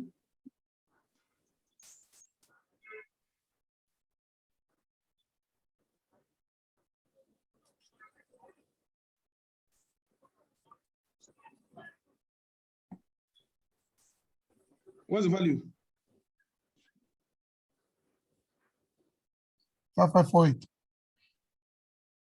5548. Yeah, I came with zero. So what does it mean? It means that if you cannot save 5,548, okay, how about if at the end of the day, we're able to save 6,000? Is it good? Can we see the question again? Yes, it's good. Yes, good. So anything above, good. Anything below, bad. Let me just put it that way. So all these things is like giving you the break-even point, isn't it? Yes. It's giving you the break-even point. So it means if we now check our electricity bill and it is less than 5,548 in a year, it means that's a failure. Are you with me? It means that business will not work. So can somebody quickly do this before we go to Excel? And you just, well, I think most of you got it. There's no big deal in this, gentlemen. There's no big deal in this. Just get the fact and apply it. So let's go to Excel. Let's go to Excel. Okay.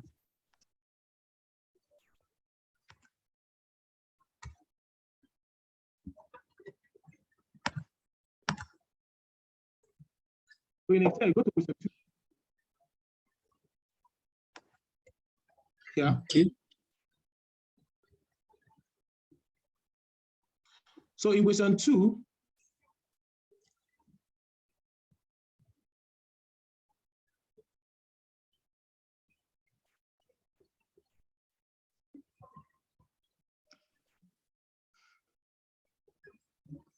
so here, I won't play around with it. So just remove the red one.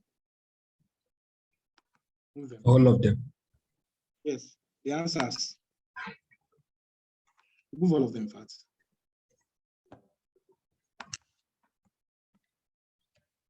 So let's go. Interest rate is what? 12. Number of years? 5. The present value or the initial investment is what? 20. I'm going to show you something. I'm going to put it minus 20. Remember in our cash flow, we said anything that's going out is what? Disbursement. Anything that's coming in is what? If you didn't put 20, minus, you will still get the same answer, but the answer will come as negative. But let me not confuse you. Let me leave it at 20. You see, the answer will be the same answer, but it will come as negative. Because you treat this one as inflow and treat the other one as outflow. Whereas if the savings are supposed to be, just take note of that. So under A, PMT, make sure your cushion is inside PMT. And once it's there, you go to your formula. Financials. You go to PB.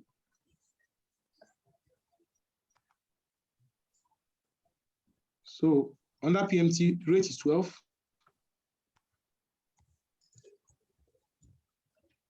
Number of years.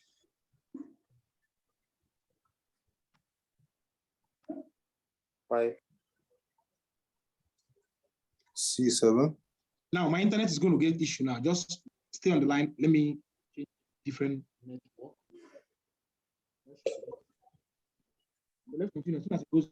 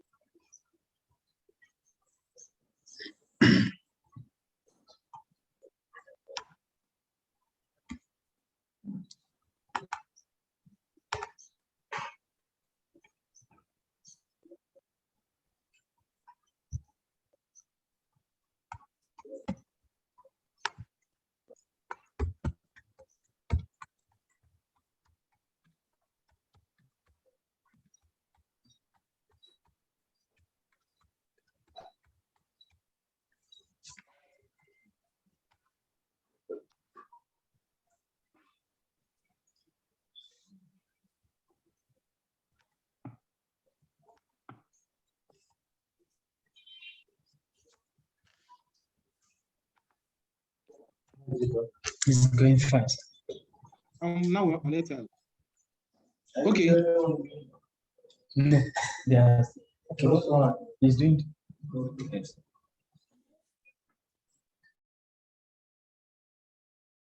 So now let's continue, gentlemen. I'm sorry. I'm now on Airtel.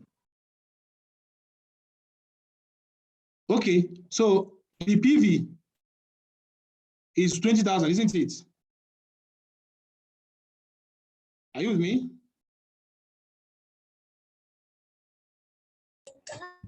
Yes. Okay. Yes.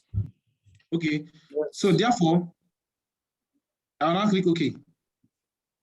5,548, the same thing you got. So can we just do it? You see, it's giving you the value in minus because it's assuming that the money is flowing out.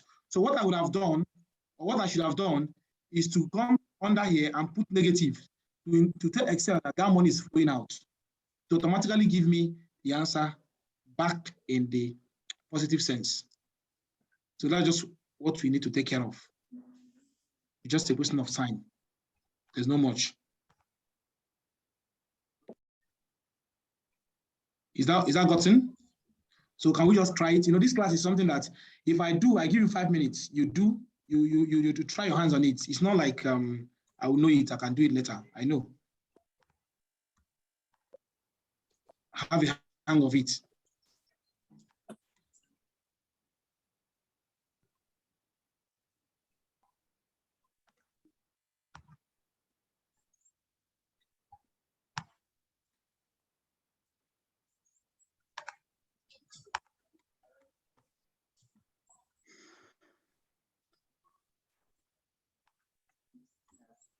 If you have done it, just say done.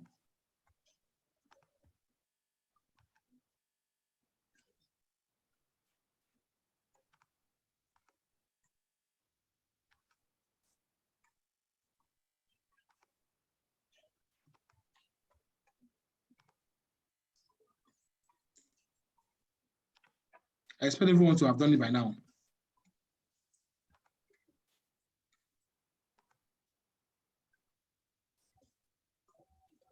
Please, I have a question.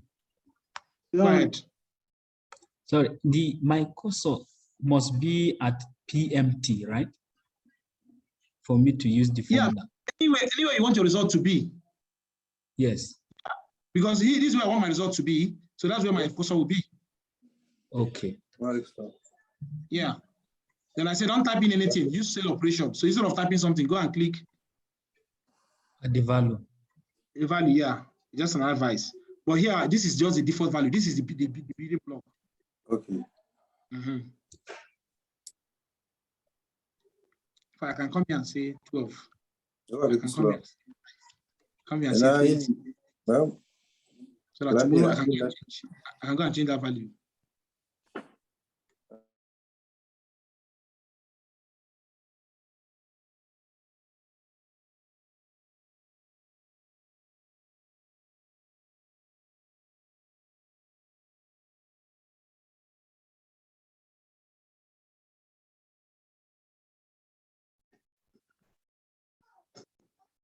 Is it done?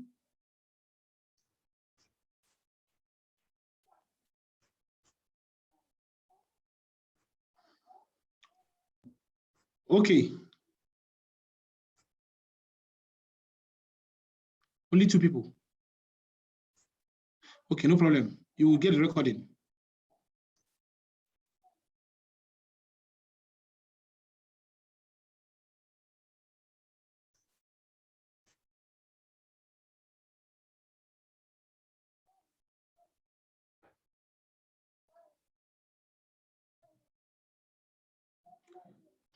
Somebody got 71,000. Please check your result again. Maybe you didn't erase what was there before. Please make sure everything that was there is erased. Make sure you erase the initial thing there. If you put a formula on top of a formula, it will be a double formula, and that you can get error. Please take note of that.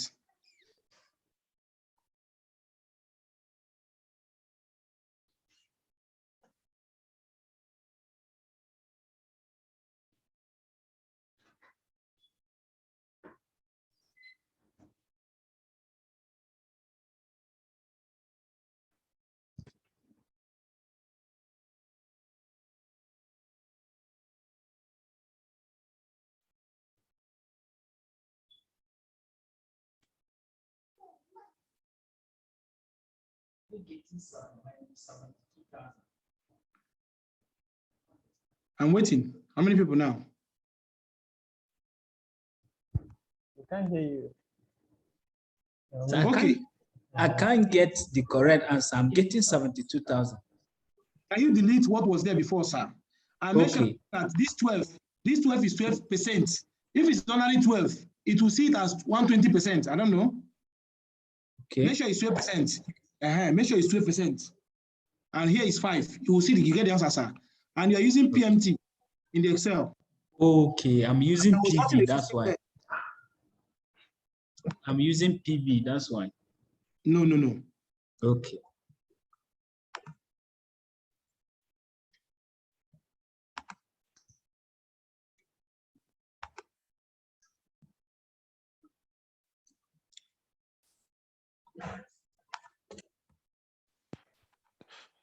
Sorry, sir. Because I joined late, I wasn't sure. I'm not sure how to get the PDF files, including the table and the lecture PDF file. Can I get it from the Google Drive? Yes. Where do we start now? Okay. I've shared this thing severally. Okay, let me share this one now. Copy link. In the chat box. Go to chat box. They have been shared. The Excel. Then the PDF.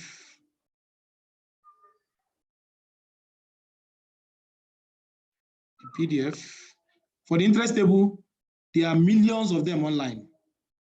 Unless you just want this particular one. Like millions of them. But just the lecture PDF is fine.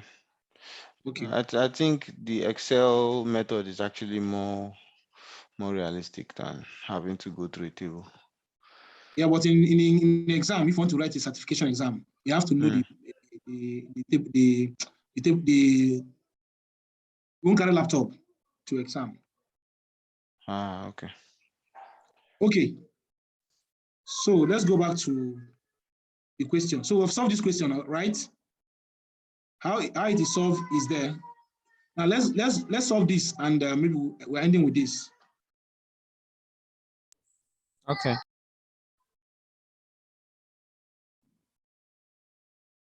So look at this one now. a company has asked you as a cost expert, as a cost engineer, somebody has said, oh, I've attended this training where I paid 25,000. Therefore, I'm now a cost expert.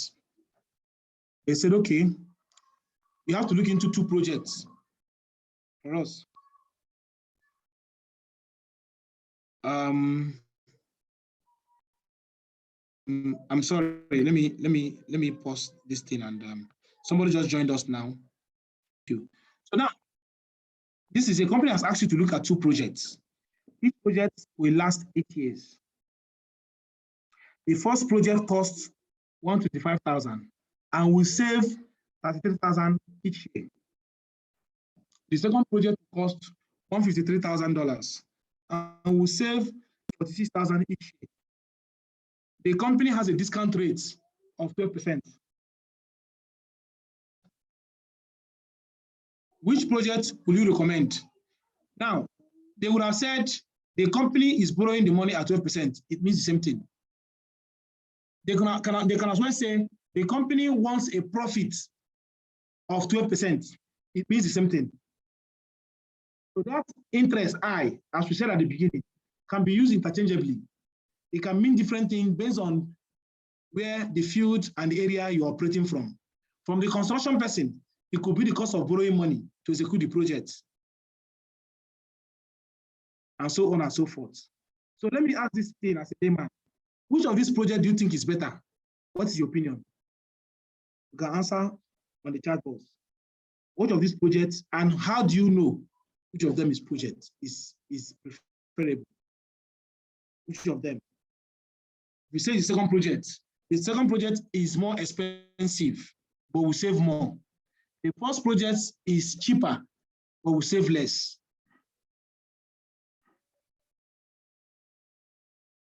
So we have to find the cost in the future. And that is called future what method. Thank you, sir. What else can you do? What you just said now is that you can find the cost at the end of 8 years. That's good. Yes, sir. What other formula? Future value. Yeah, I said it. How about if we get the annual value? The net annual value. How about if you get the net annual value? Because this thing, the first projects, these are 2 different, you're going to solve it 2 differently. How about the first project will cost me 125, but you save me 33,000 every year. Can I say, how much is it going to cost me in every year? I know you're saving me 33,000, but what will be the annual cost? So if I now say the annual cost minus the annual savings, it will give me the net saving. And that's what we call net present saving. Gentlemen, are you with me? I make 40,000 naira every month. I buy diesel, 25,000. Please, how much am I making in a month? 15,000. Thank you.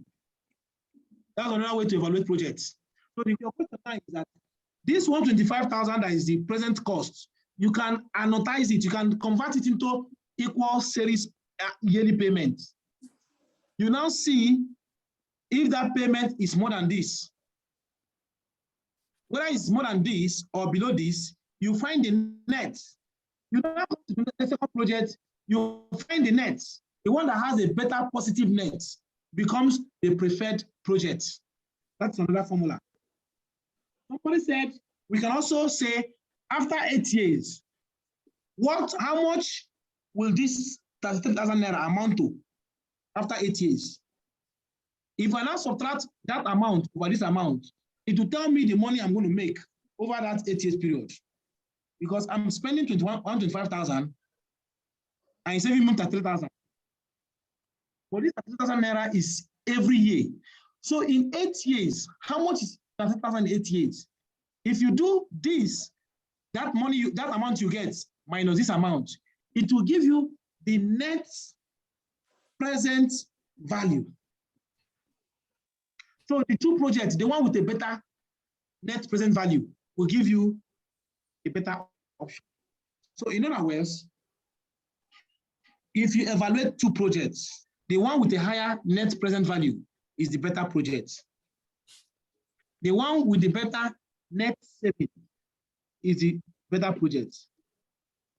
I make 100,000 every month, but I spend 60,000. How much is my net income? 40,000. Someone will say, but me, I spend only 50,000 and I make I spend only 50,000, I make only 70,000. The first person is still better, even though he spends more. Are you with me? Yeah.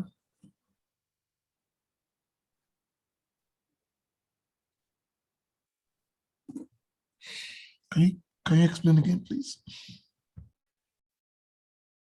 Hello? Hello?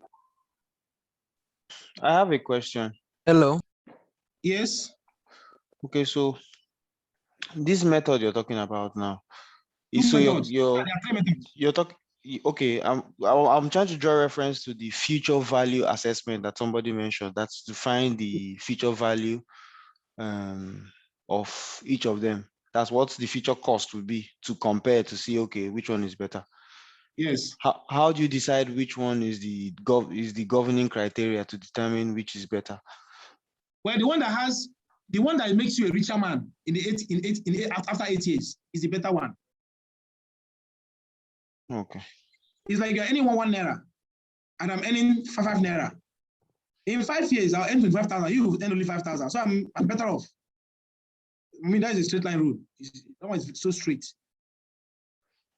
But look at what you do. The present value of project A is what? 125. 125. Yes. What is the present value of 33,000 over 8 years? That's 264. Let's get it. Let's do it. That's just how to solve it. 264. Yeah, you're far. Yeah, let's do it together now. So what oh, you did it with interest table. Okay, 264, Abi? Yes. Yes. No, I think you got it from the exercise. You didn't solve it. So let's solve it. Relax. Okay. Yeah, you need to solve it. So watch me now. What you do now is that, and that's what will confuse some people. P is 125. Am I right? A is 33,000. I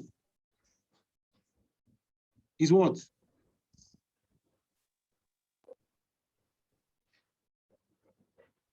What's the value of I? 10%. 8 years. How many percent? 12. And the interest is 12. Now, then one can easily get confused. We have P, we have A. So what are we looking for?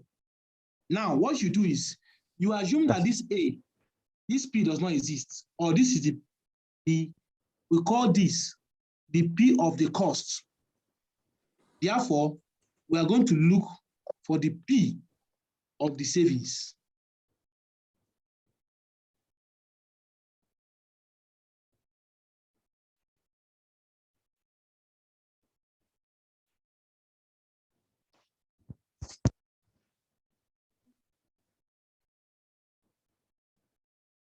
Are you with me?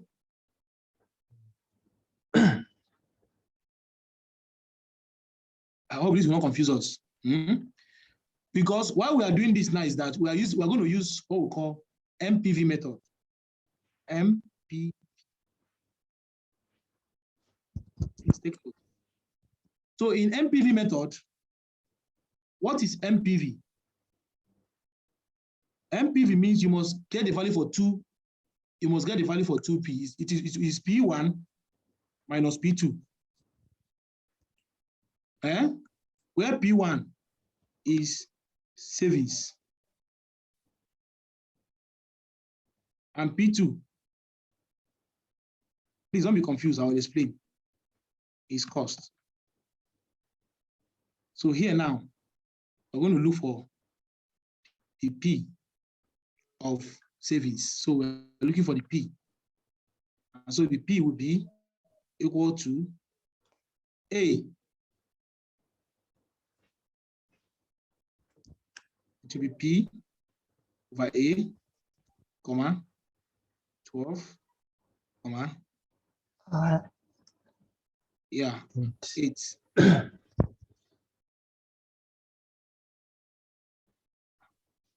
Okay. Don't be confused, gentlemen. I invested 125,000 and the money is saving me 33,000 every year over 8 years. What is the present value of that 33,000 today? What is the monetary worth of 33,000 today? If I get it and I subtract it from 125, if it is not positive, it's a bad business. Remember what we said, MPV. MPV is the net savings minus the net cost. It is one of the best economic analysis you can ever do. It's not about building a house, but you ask yourself, when you finish that house, what is the worth of that house? And if I use that money and do another business, what would be the net gain, the net value added without raising my hand? That's why some people will just use your money and put it in the bank. And some people will say, no, bank will not yield much money. Let me use this money and put in a better business that will give me a better return on investment. So that when I look at my present value and the value of the cost I have invested, I will know that I'm better off. So now we are going to bring this 33,000 naira that is coming yearly, we are going to aggregate it and bring it backward to the present day and say, what is the worth? Somebody will say, 33,000 naira over 8 years now means 33 times 8. But it doesn't work that way because you need to discount it, because you need to apply present worth value of money. So in this case, we'll now go to our interest table and there we'll say 33,000 multiply by 12% at 8 years. Can somebody check it out? 12% at 8 years. This is it. Remember, we're looking for the P given A. We're looking for P given A. And that means we're looking for the present worth. Somebody is giving you 33,000 every year for 8 years. What is the worth of that money now? And the worth of that money now would be multiplying it by 4.968. Sorry, where are we getting that factor from? Under present what? Okay, present what? Given A, okay. Somebody is paying 3,000 every year for 8 years. How much would he have paid you after 8 years? Don't tell me it's 33 times 8. You're wrong. You have to come here and look at it. So it would have paid you a factor of 5. You see, a layman will multiply by 8, but a cost analyst will multiply by 5. That's wisdom. 4.968.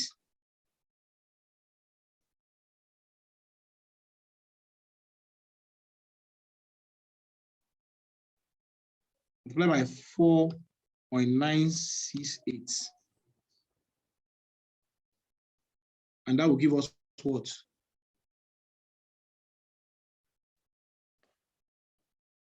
Times 4.968. 163,944.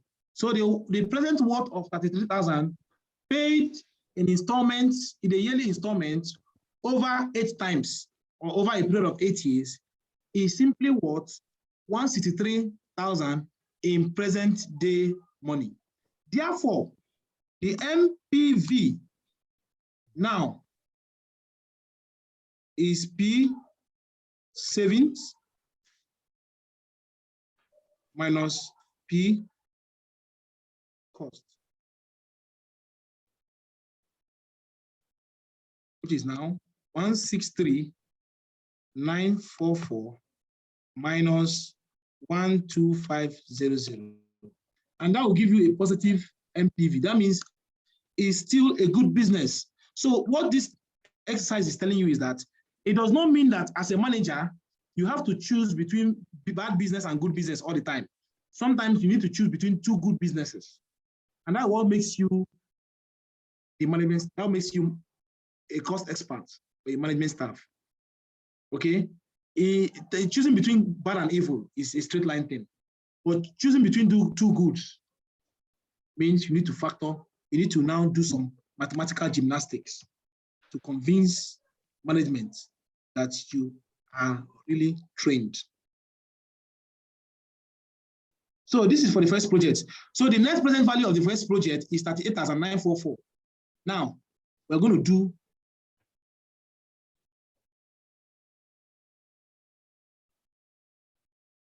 I'm going to duplicate this. Okay, if it's not duplicating, then I copy it.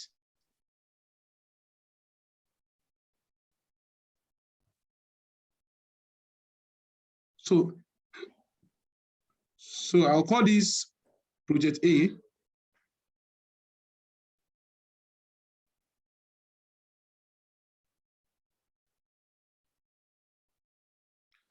And I'll call this project B. So project B is what? 153.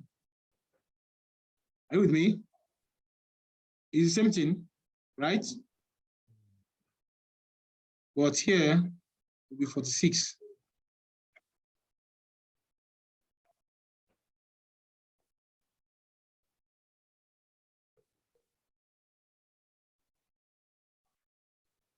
Please don't be confused.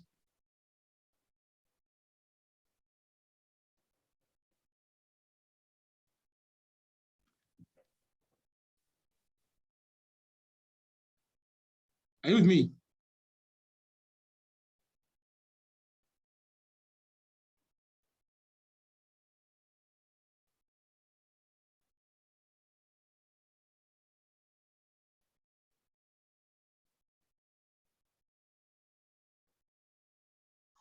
What's the initial investment? 153.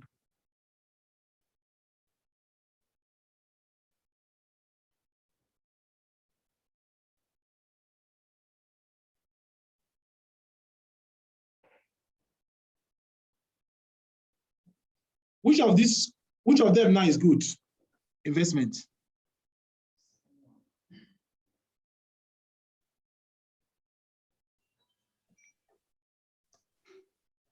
I think the second one is the second one.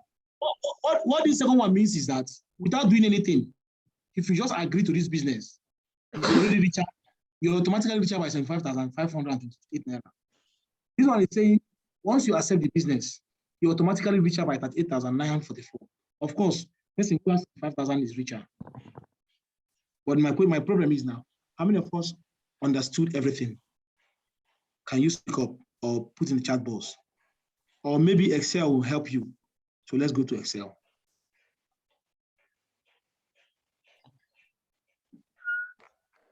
Are you with me? yes. Is there anybody who is confused? Who didn't understand it? Who didn't get it? I'm here to help.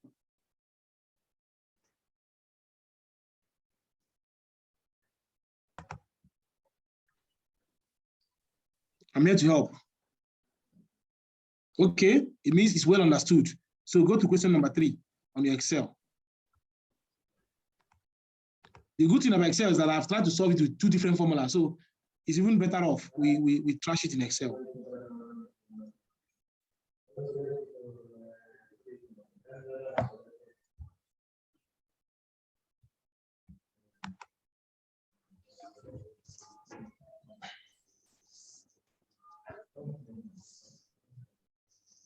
So let's go. Delete this. Delete this. So number 1, we're going to use the annuity method. I can't see your Excel screen. Oh, forgive me. Can you go to Excel or go to question number 3?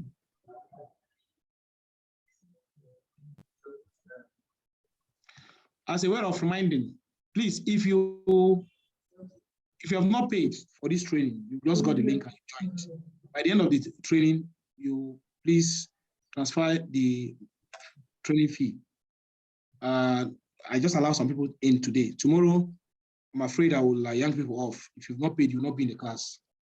And if peradventure you have paid and you're yet to send me your proof of payment, please just chat me on WhatsApp and send me the proof of payment. Some people paid and some of these banks will not write your name.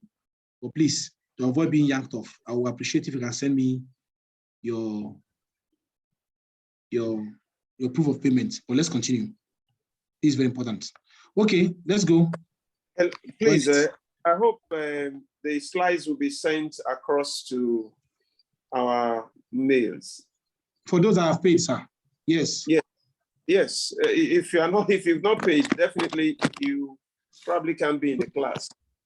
Yeah. Can you send your email so that I can send my proof of payment? WhatsApp, sir. Why no email? Okay, I'll send my email to the chat box. But let's continue. I'll send it. I'll do it, sir. Yeah, I'll do it. Okay, now look at the question. Read through this question again and try to dissect the whole thing. Gentlemen, I always say this. It's not that I know this thing more than, but I just have a different perspective.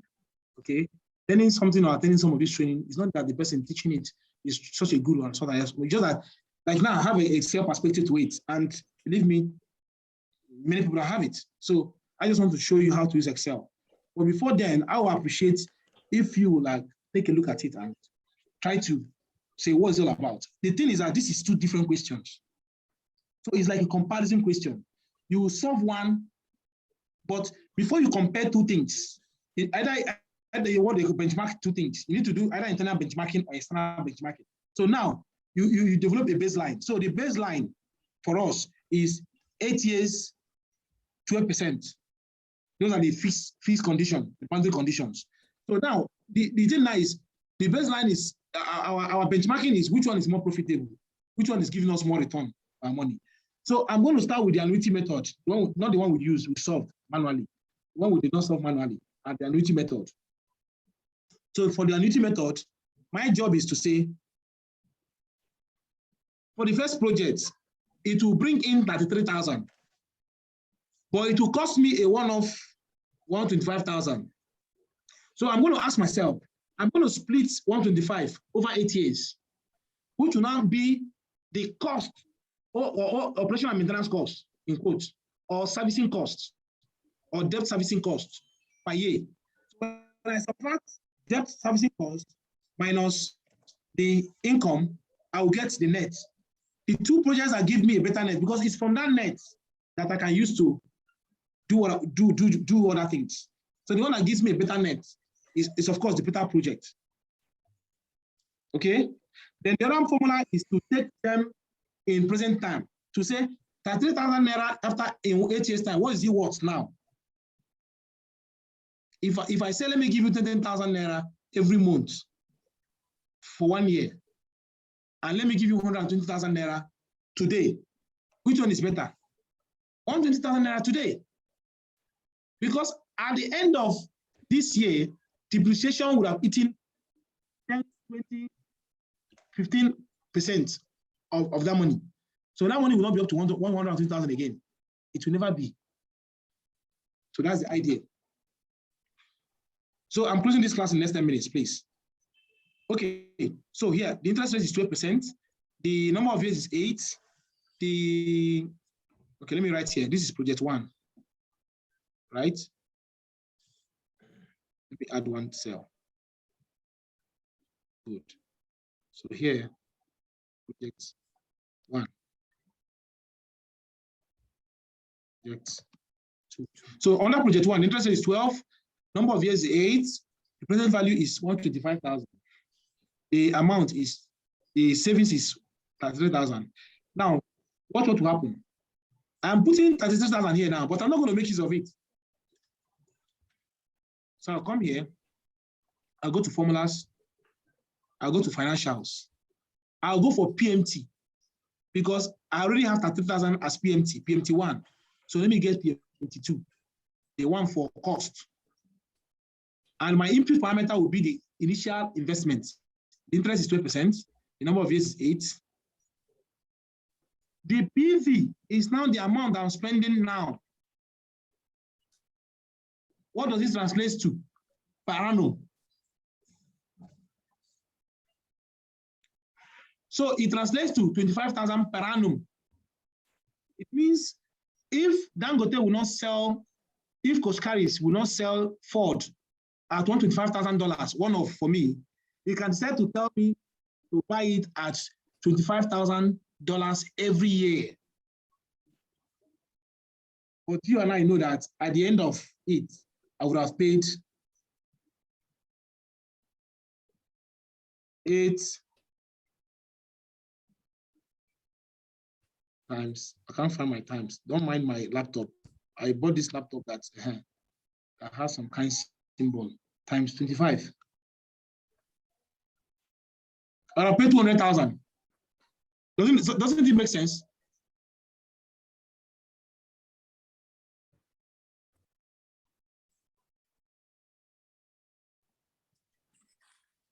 So this is how to compute it. So they'll tell me, in general, it's either you buy 125,000 one-off, just like real estate people, or you'll be paying the interest rate of 2% every year. You can pay over 12 years, over 8 years. But if you decide to pay over 8 years, just know that since it's being discounted, you are not paying 125 anymore. You're paying almost 201,000.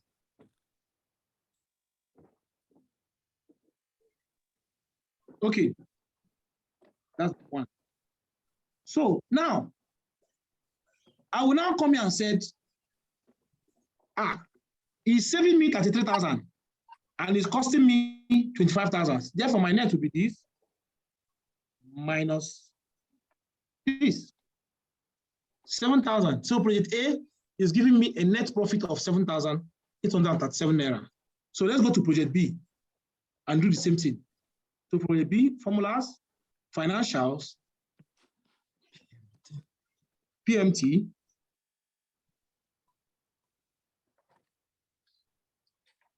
Hold on, sir. 12%. Number of years, 8. The present worth is this. Negative is because it's what is going out, it's an outflow. This one is costing me. You see, the annual cost of project B is higher. But it has a better return.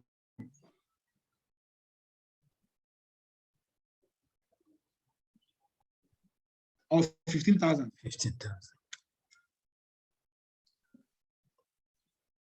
Is this understood? We're ending here. Don't worry. We're closing with this. So if I use the present worth method, what's the present worth method? In the present worth method now, I will find the PV, the present worth, and subtract it from the present worth now. So in this one now, I'll make use of this. These are 3,000. Remember, in this one, I didn't make use of 33,000. But in this one, I'm going to make use of 33,000 and find the present worth of 33,000, which is exactly the same thing we solved manually. So I'll go here, I'll go to formulas, I'll go to PV. What is the present value of 33,000 every year? The rate is 12, number of years is 8, the payment 125. No? It's 33,000. God bless you, sir. The present worth, which is what we got anyway. I'll do the same thing here.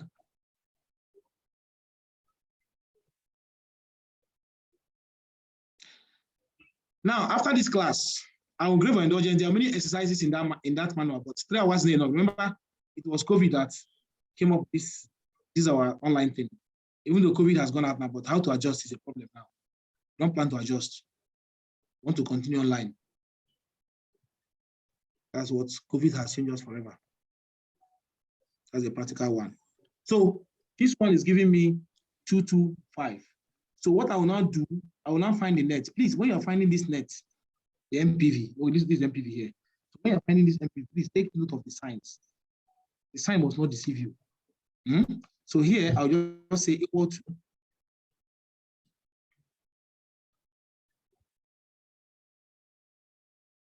this. Somebody will say, why do you say plus? I will say plus because this is already negative. or I'll put minus, yeah, minus this.